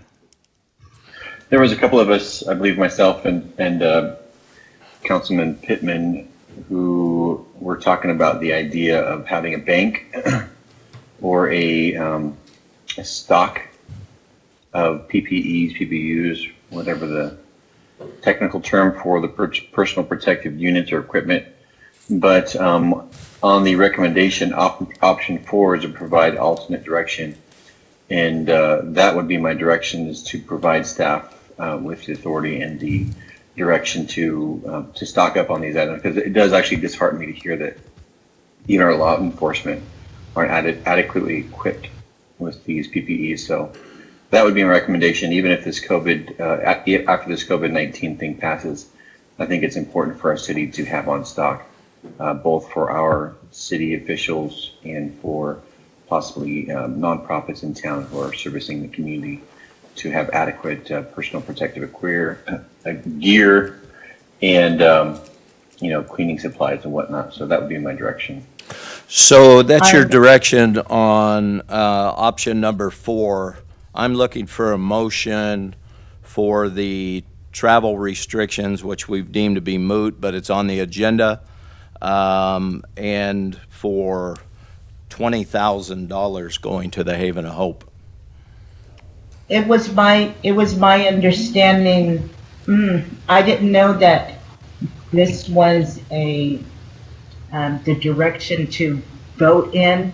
I had thought that this was, the staff was asking for direction.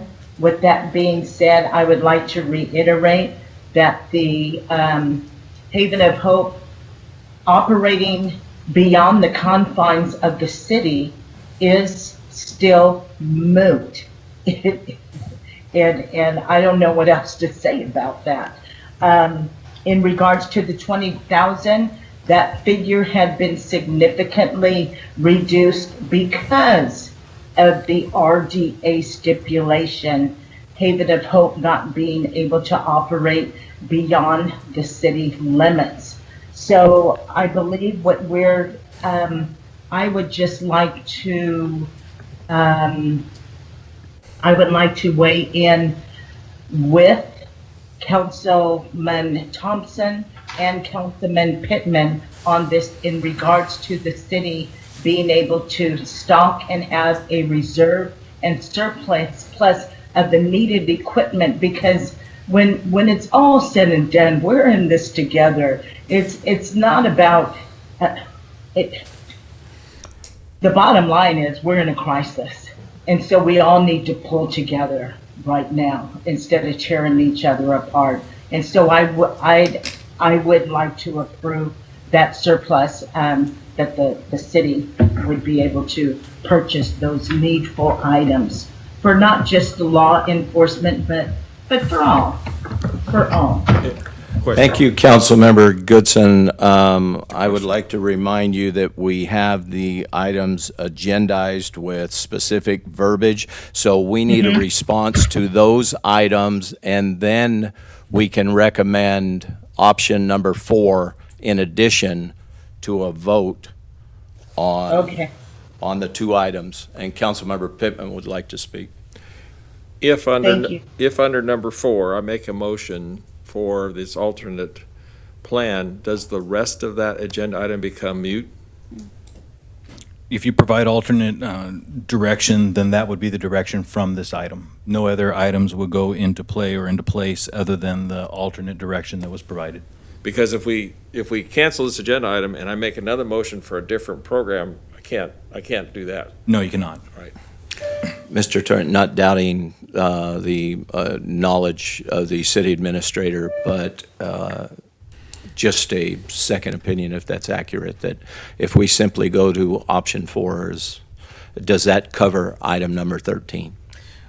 Yes, thank you, Mr. Mayor. The answer to your question is the action that you take has to be rationally connected to the description of the agenda item so that the public is adequately on notice on the scope of the type of decision that you would make when faced with this agenda item. So your options are to approve it as presented, approve parts of it, not approve parts of it, but give alternative direction that's generally thematically connected to Haven of Hope on Wheels, request for funding, additional funding, and scope of operation of the trailer.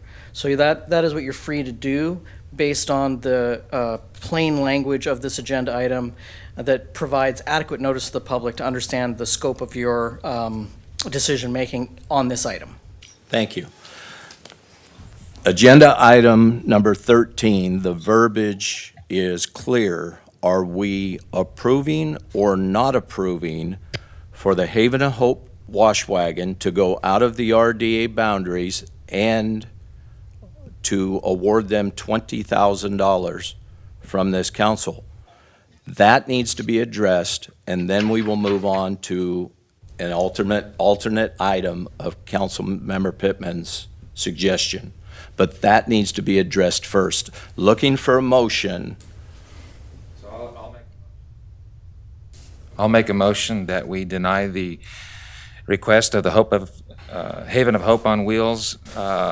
We maintain the travel restrictions per the RDA, and that additionally we deny the request for $20,000 as agendized for operational expenses. Option 4. Additionally, I would like to insert that we consider alternative direction to staff on this matter, which would also include other funding options that could come by way of the the county, FEMA, and other funding sources to provide PPEs and other types of equipment to address any type of emergencies that may come in the future, or addressing the current situation at hand. I don't know if that covers it. For clarity, are you suggesting the PPEs for any nonprofits in the operational area of Oroville? Yes. Yeah. Looking for a second. What was the yes? Go ahead. Yeah, that this would also provide PPEs for any nonprofits that make that request, that are providing services, in particular to the disadvantaged, the homeless, whatever. Any nonprofits. Not any nonprofit that's providing services. I'll second that motion. Okay. Councilmember Pittman? Yes. Councilmember Hatley? Yes. Councilmember Smith? Yes. Councilmember Draper? Yes. Councilmember Goodson? I'm going to say yes, but with the understanding, I'm sorry, it's just that latter part, what's not clear. If I can hear from Councilman Pittman, what was the last thing you said, please?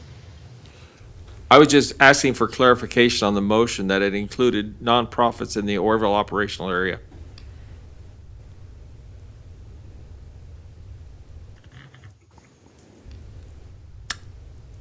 Have you voted, Councilmember Goodson? Yes. Vice Mayor Thompson? Yes. Mayor Reynolds? Yes. The vote passes unanimously 7-0. Mr. Legrone, which item did you wish to move on to? Number 15, please, Mr. Mayor.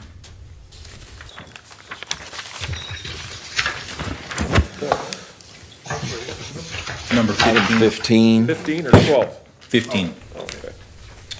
Moving on to item number 15, request to purchase city-owned property for the development of a parking lot. Good evening, Mr. Mayor and Council. This item before you came before the council in 2015. Dr. Stephen Horn approached the council at the time wishing to purchase a bare piece of land that the city owns. It is directly adjacent to Kittrick on Myers Street. It used to be an old access that was used into Hewitt Park many, many years ago. It has been abandoned and is no longer used for that. It is just a bare piece of dirt that sits there at this time. The Parks and Trees manager and the sewer manager have been met with and discussed with this and asked if there is any necessity to retain this property for access to the park. And both have said no, it's never used. It's more of a burden to the city as far as weed abatement and just trash and accumulation of various things on the property. With that being said, and Dr. Horn still having interest in it when he reapproached the city again earlier this year to purchase it, the city ordered a appraisal of the property. It was done by California Appraisal Service out of Chico. The appraisal came back that the value of the property is approximately $29,000. I have met with Mr. Horn, and Mr. Horn has agreed to the price of the full appraised value, plus the cost of the appraisal, plus any escrow fees. So what we'll be walking away with is we'll recover our money for the appraisal and the value of the property if the city chooses to sell it at this time. Thank you. Do we have any comments from the public?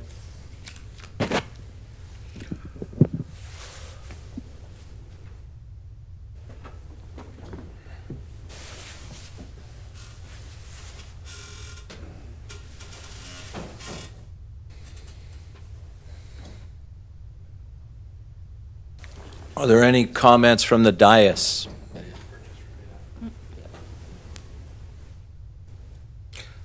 Having none, looking for a motion to adopt resolution number 8847. I move that we adopt resolution number 8847. I'll second that. Question of the motion, if I may. Yes, sir. With this seller's purchase, is he planning to improve that lot? Yes, sir. His intent would be to build a parking lot on that. He has a business in the area that has many employees that are now parking along Myers Street and across the street in a vacant property. His intent would be to have a place for his employees. Thank you for the clarification.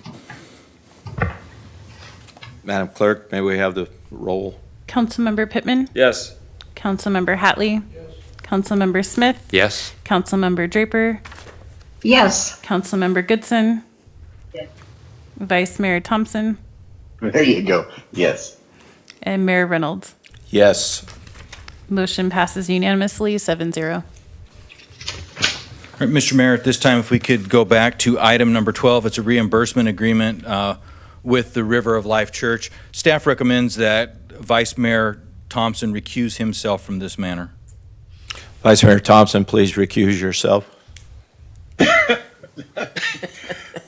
Pretty far away. Does that Turn mean the I can't TV up. listen? No, you can listen. If you choose to recuse yourself, you're certainly welcome to listen, just don't participate at all. Actually, he cannot listen, and he's got to state the reason for his recusal. He actually has to just leave completely from the discussion. Okay, since this is a new forum, apparently you have to hang Somebody's up. gonna have to text me when I can come back in. Does that work? Yeah, at this point, Vice Mayor Thompson, the last two items on there are items that you would need to recuse yourself from for the rest of the agenda. Oh. All right, that's fine. The only comment then, if I might just throw, it's something separate from the actual item 14, but it is connected. I'm just seeing on the map. Maybe our city engineer can look at, but it shows Clemo goes all the way through from Boynton through Orodam, and from my understanding, the city does not have a easement through the property.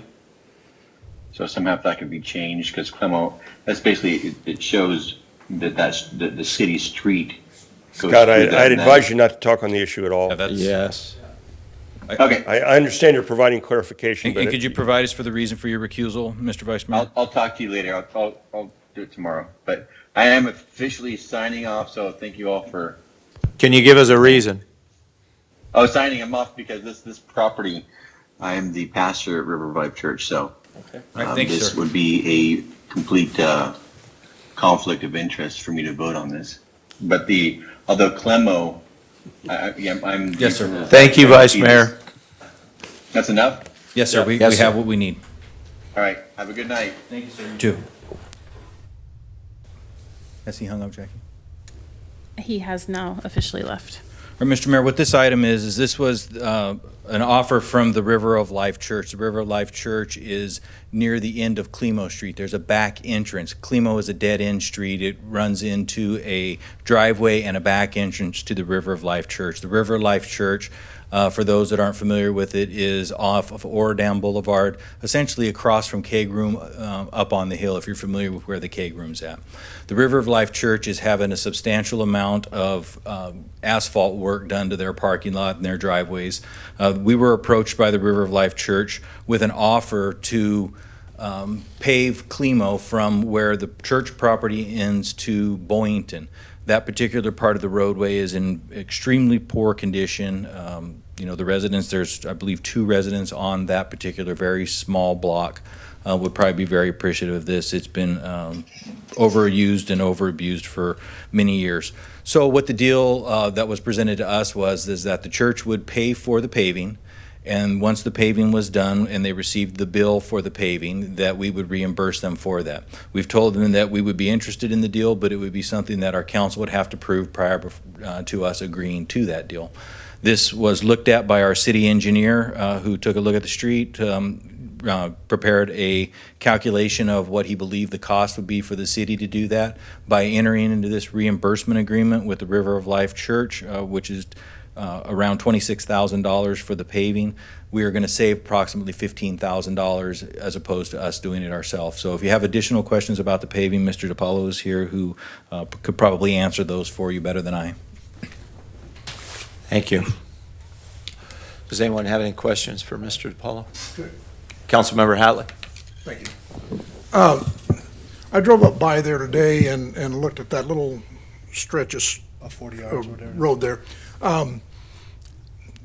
And for the life of me, I can't remember, are there sidewalks up that or not? There's sidewalks on the one side, none to the right, and that's where it goes up the hill to the backside. But I know when it hit the church property. No, but on the I- left-hand side, there's curb gutter sidewalk, but not on the right. Okay, because again, I looked at it and I was just kind of seeing how far it was on Yeah, that. this would just be a grind and overlay over the pavement section is what we would be looking to do.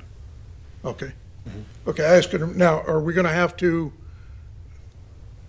put sidewalk on the other side? I mean, since there's, No, I'm there's trying to no- remember the layout of the, there's a couple of houses on that road. I just can't remember if they're opposite each other. No, they're just up the left-hand side. They're both on There's the none on left-hand the right. side? There's no developable property to the right. There would not be any curb gutter or sidewalk to the right that would need to be added anytime. Okay, so that wouldn't be an additional cost? No. Okay. Does anyone else have any questions for Mr. DiPaolo? Yeah, just, Councilmember Smith? so maybe just explain why the savings with the, Because we'd have to provide additional engineering from the city for the design of that section, and that would have to be put in by the other contractor already having done that. We don't have to do the additional engineering. So the cost is all in engineering savings, not material and labor. Wouldn't there be a savings on mobilization and demobilization as well, since they're already there providing Yeah, service? Yeah, but the primary. But you haven't when we- figured but that when we- factor When in. we ran when we ran the whole cost out, Mhm. the savings was primarily the engineering cost. Okay, so, thank you. so this, just to say it in short, this is a good deal. It's a good deal. Okay. Do we have any comments from the public? We received one email, Mr. Mayor. It is from Tasha Levinson in item number 12. We only have one, so I'll read this. I also have quick thoughts on reimbursement of River of Life. A, is the city of Oroville to be listed as a fully indemnified third-party beneficiary on the engineering report/contract and on the paving contract, including without limit workers' compensation and public liability? B, will all work on public road portion fully comply with public road specifications? C, are the engineers and contractors licensed, bonded, and insured in ways that comply with the above? D, might this be considered an avoidance of the public bidding process and requirements? E, will all council members who regularly attend the River of Life Church, say 5 or more times in the last 12 months, be recused from voting due to the appearance of conflict, and does that leave a quorum available to vote? Again, thank you for your consideration on these matters, Tasha Levinson. And I will check and see if we have any public comment. Okay.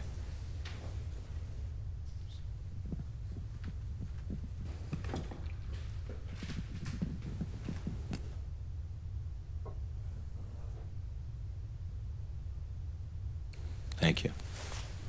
I'd like a quick comment on part of that. When people attend a church, any church, they utilize many public roads to get to their destination, this being part of the public road of the city of Oroville. So I think that question is moot as far as asking if people that attended the church have driven on the road. Of course they have. I didn't see any helicopters there.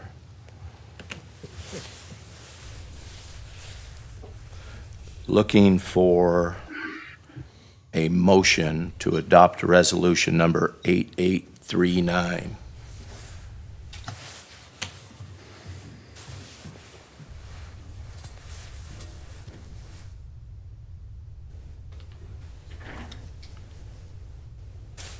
So I'll move that we adopt resolution number 8839, resolution of the City Council authorizing and directing the mayor to execute a reimbursement agreement with the River of Life Church for the repaving of the portions of Clamo Avenue.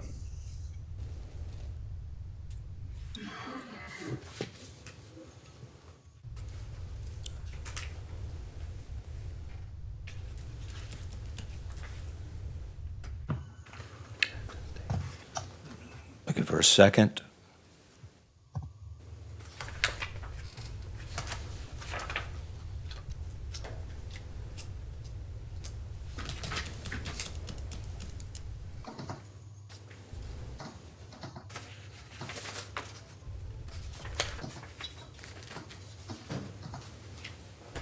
I have no sound, so. Oh. Councilmember Draper, can you hear me? Yes, I can now. I didn't hear anything in the last minute or so. Okay, we're looking for a second to adopt resolution number 8839. Councilmember Smith has made a motion to adopt said resolution, and we're looking for a second.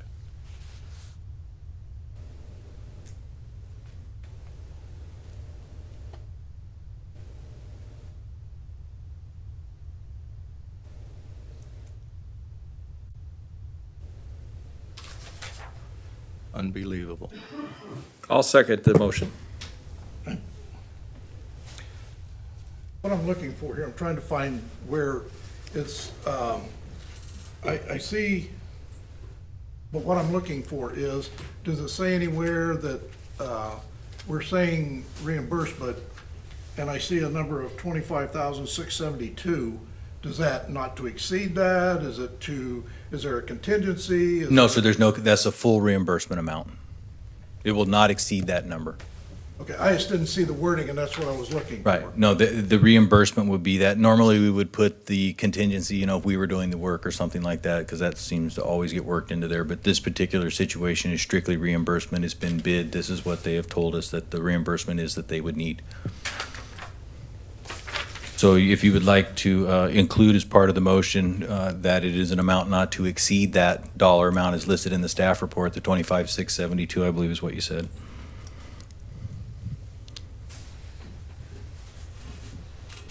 I think, Mr. City Administrator, give a clarification of where the money is going, because the wording says reimburse River of Life.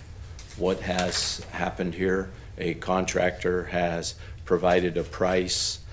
We have a city street that is in complete disrepair, and there was opportunity here to save the taxpayers quite a bit of money. And how this will be paid is that the River of Life will pay the contract. We will get the necessary documentation to reimburse them for that portion of Climo Street that is ours. And if the motion is was to approve this for the 25, I believe 672 was the number, if Councilman Smith would agree to amending his motion to include the verbiage of an amount not to exceed the 25,672, that way you have the assurance it's not going to grow out of control on us or anything. You say 692? Was it 25,672? Six. Put it up now I can try to find it again.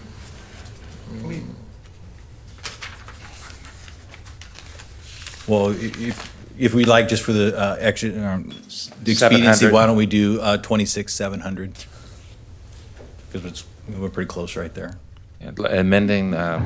If we could add, if you agree to the amendment to your Yeah, I'd agree motion I would agree to the amendment. and if to my Councilman motion. Pittman would agree to second that motion with that amendment, that added language of an amount not to exceed. As long as it satisfies Councilman Hatley. Yeah, did you get the number 26,000? Just make it an even. I got 25 or 700. 25,700. Yes, sir. Not to exceed. Yes, sir. Yes.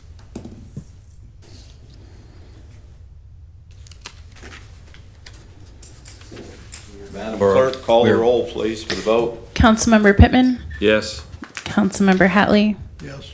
Councilmember Smith, Yes. Councilmember Draper, Yes. Councilmember Goodson.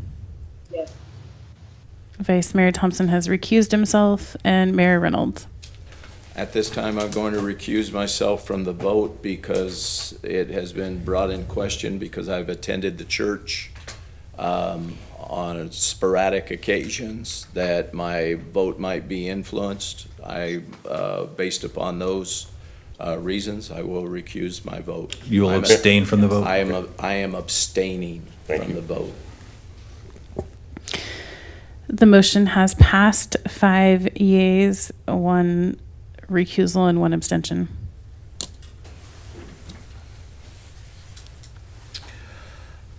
Mr. City Administrator. I'm going to turn it over to, first we're going to advise Councilman Hatley to recuse himself. And the reason for Councilman Hatley's recusal is he lives near the area of one of the consolidated districts. Yeah, well, yes, because I live in the area? Two of the, I think it's 4 and 6. Area zones 4 and 6. I believe so. Yeah, okay, that's why. Thanks, sir. And the same reason for Vice Mayor Thompson's refusal is also the same. Thank you.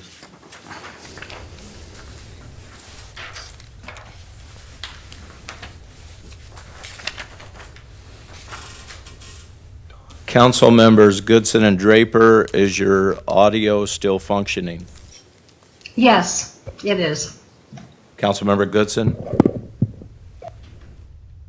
Are you there? Yeah. And I apologize, I have not emailed the handout that I just provided to the council members with the current maximum assessment and the proposed maximum assessment and the difference to Councilmember Goodson. I did not realize she would be attending the meeting from home this evening, so I will email it to her as soon as this meeting concludes. This evening, we do have a proposed assessment increase for the landscape lighting and maintenance districts for zones 1 through 7. These landscape lighting and maintenance assessment districts were originally formed to ensure the proper maintenance and operation of these individual subdivisions or districts. Zones 1 through 7 were formed over 20 years ago, and the current assessments have not increased since those developments were completed. Meanwhile, the cost and labor of the maintenance and utilities has increased over the years due to inflation. Harris and Associates has performed an analysis of these 7 districts or zones to determine the proper amount for each property and to ensure the assessments are in compliance with state law or Proposition 218. The zones addressed in this report currently are deemed exempt from the requirements of Proposition 218 because they were formed prior to 1996. As a result of Proposition 218, any proposed increase in the assessments requires an assessment ballot to be mailed to each property owner subject to the increased assessment. And those property owners must approve the proposed increase of the annual assessment. With that said, staff is requesting for council to approve the preliminary engineer's assessment report within your packets and the proposed levy and collection of those assessments for the landscape lighting and maintenance districts for fiscal year 2020 to 2021. Direct staff to make any changes or amendments to the report as necessary.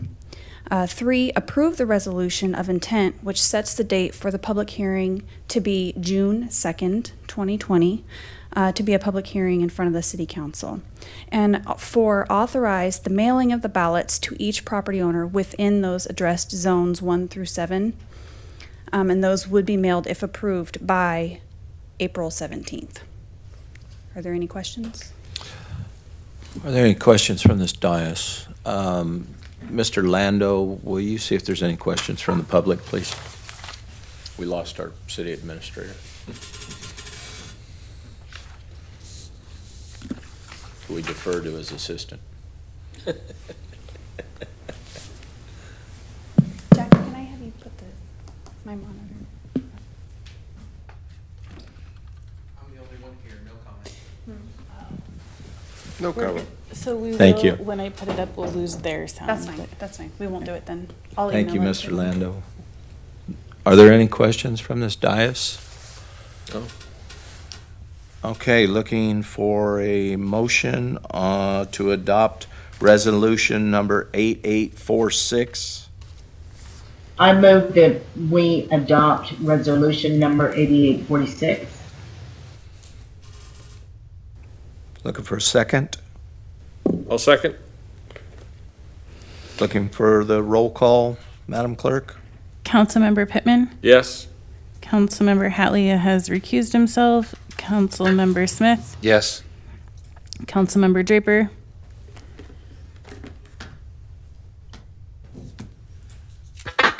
Councilmember Draper, I'm sorry, yes. Councilmember Goodson, Yes. Vice Mayor Thompson has recused himself, and then Mayor Reynolds. Yes. The vote has passed, 5 yeses, 2 recusals.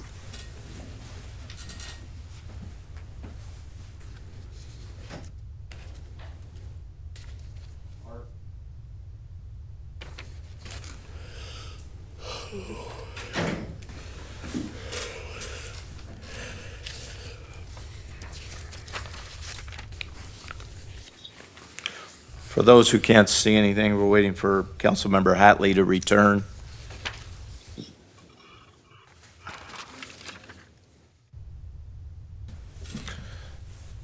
Okay, well, it looks like he might have left. Vice Mayor Thompson has left the meeting as well after their recusals. So reports, discussions, and correspondence. So does council have any announcements?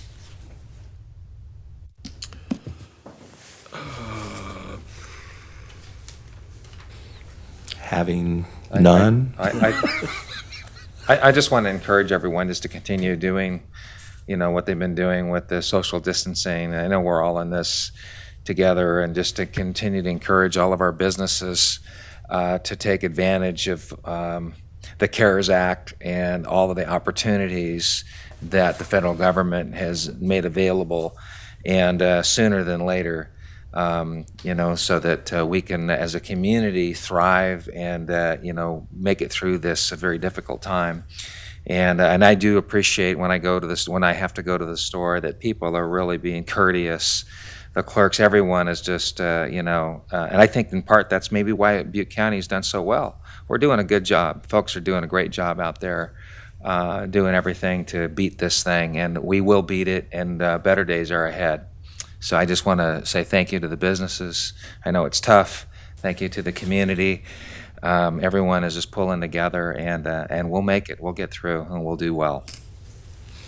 Thank you. I'd like to comment on, I've heard it a couple times this week, where's the leadership? Why aren't we on TV? Why am I not on TV?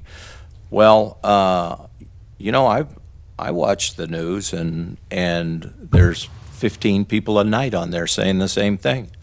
So why would anybody want to see me say it as well? You can go to my Mayor of Oroville Facebook page and get all of your updates. All of your updates and instructions are there that have been provided to me. I'm providing to you.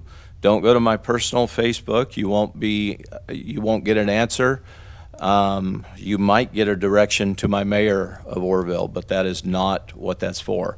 So Mayor of Oroville will give you information that you're looking for, information and direction. So I just thought that I didn't need to add to the television news of getting up there and saying the same thing that we've all heard 500 times. Wash your hands, stay home. Is there anyone else? Future agenda items? Administration reports. Mr. Lando? I guess I do want to add a couple things. One is I need to point out, based on that comment, that the county health officer is the city's health officer, and he has put out numerous, as you mentioned, press releases and press conferences, and he actually does represent the city in this matter.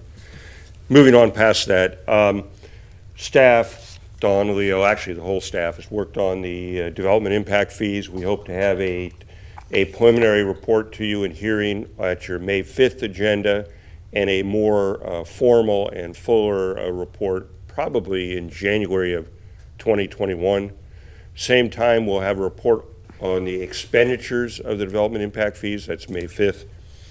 We also are working on the municipal services review, which we need to pursue annexation. As council's aware, we delayed any discussion of the general plan amendment on Wilbur because, again, we have the social distancing, and I think that's all I have. Thank you. Leo? Mr. DiPolo? Yeah, good evening. I did want to dovetail on Tom's comment also with the county health officer.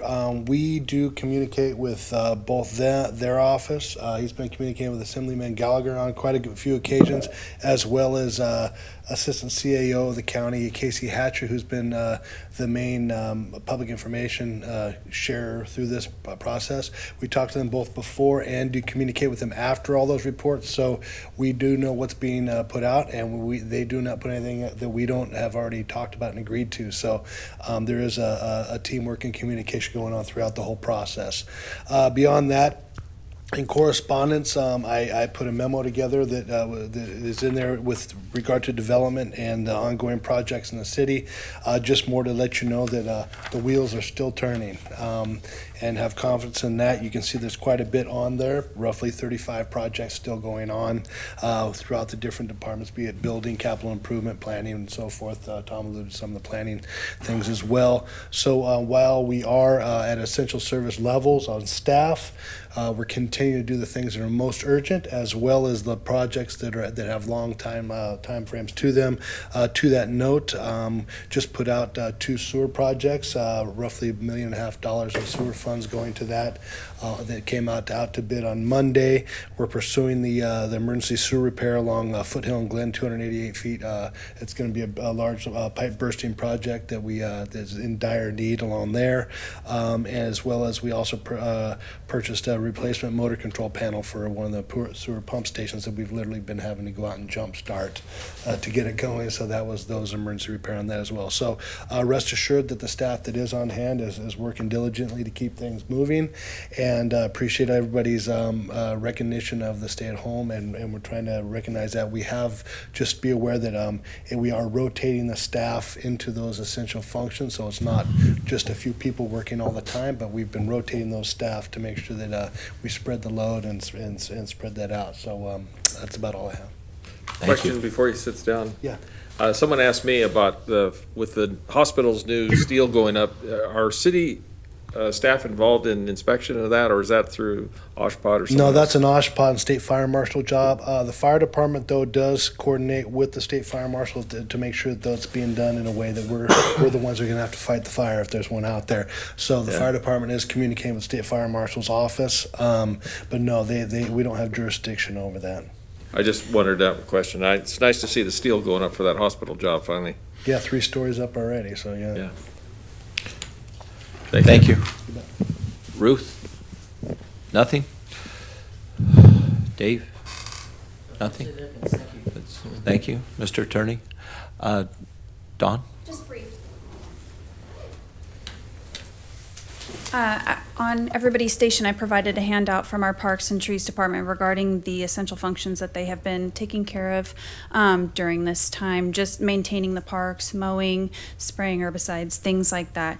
Also, due to our pandemic, we have been canceling our reservations within our facilities and our parks through the end of April. We're hoping to not have to do that through May, but we will update you at that time. So I just wanted to update the council as to what's been taking place. Thank you. Chief, deal? Yes, sir. I gotta think the things that you said about the leadership in the city and what Tom had to say and what Leo had to say. I know everybody in the room knows that all of us are obviously working together. If anybody has any question, there's a lot of it on social media. I've seen it on your site. Public health is one of the best ones I think I could refer anybody to. The police department, a lot of things we share are just shared from that page. You know, the public health doctor, we talk to him all the time. It's all out there. It's all being done. It's just, if you were to go to public health, you could probably get it all in one stop right there. At the public safety department, there's a lot of things we're doing to try to just hopefully keep our first responders working. And so far, we've been very fortunate that that's going on right now. Everybody's still at work as far as police and fire. As far as the council goes, today was the POP team finished their first full shift as a team today. I heard them active out on the radio, even though in a time we're trying to reduce some of our proactivity where we can. I heard them cleaning out underneath overpasses. I heard them towing cars. I heard them out in a couple homeless encampments that were in places they probably shouldn't have been, and even made some arrests today. So it sounds like a successful day. They're all very excited to hopefully improve the quality of life in the city of Oroville. I guess I'd like to add to that. The chief handled a neighborhood complaint that I received separately, and as soon as the POP team was in operation, it got handled. That's cool. Thank you very much. Appreciate it. And I'd like to comment too that I appreciate all staff. Our city staff, it's, a lot of us have essential positions and we're working at them diligently. Simply because we're not on the 5 o'clock news doesn't mean that we're not putting in, and I don't even want to say our share because my share was for 4 years. So you got me for 4 years. I don't put hours on my position. So we're constantly working together. We all work well together.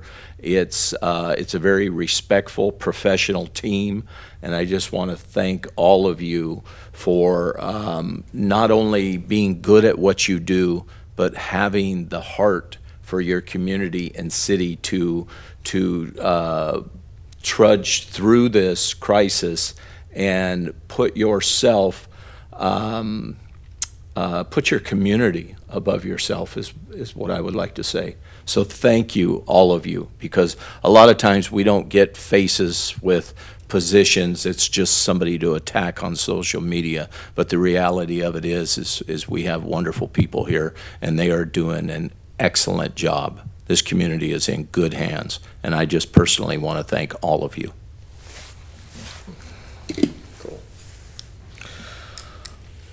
Okay, with that, we're going to adjourn till May 5th, 2020 at 5 p.m. Such a deal.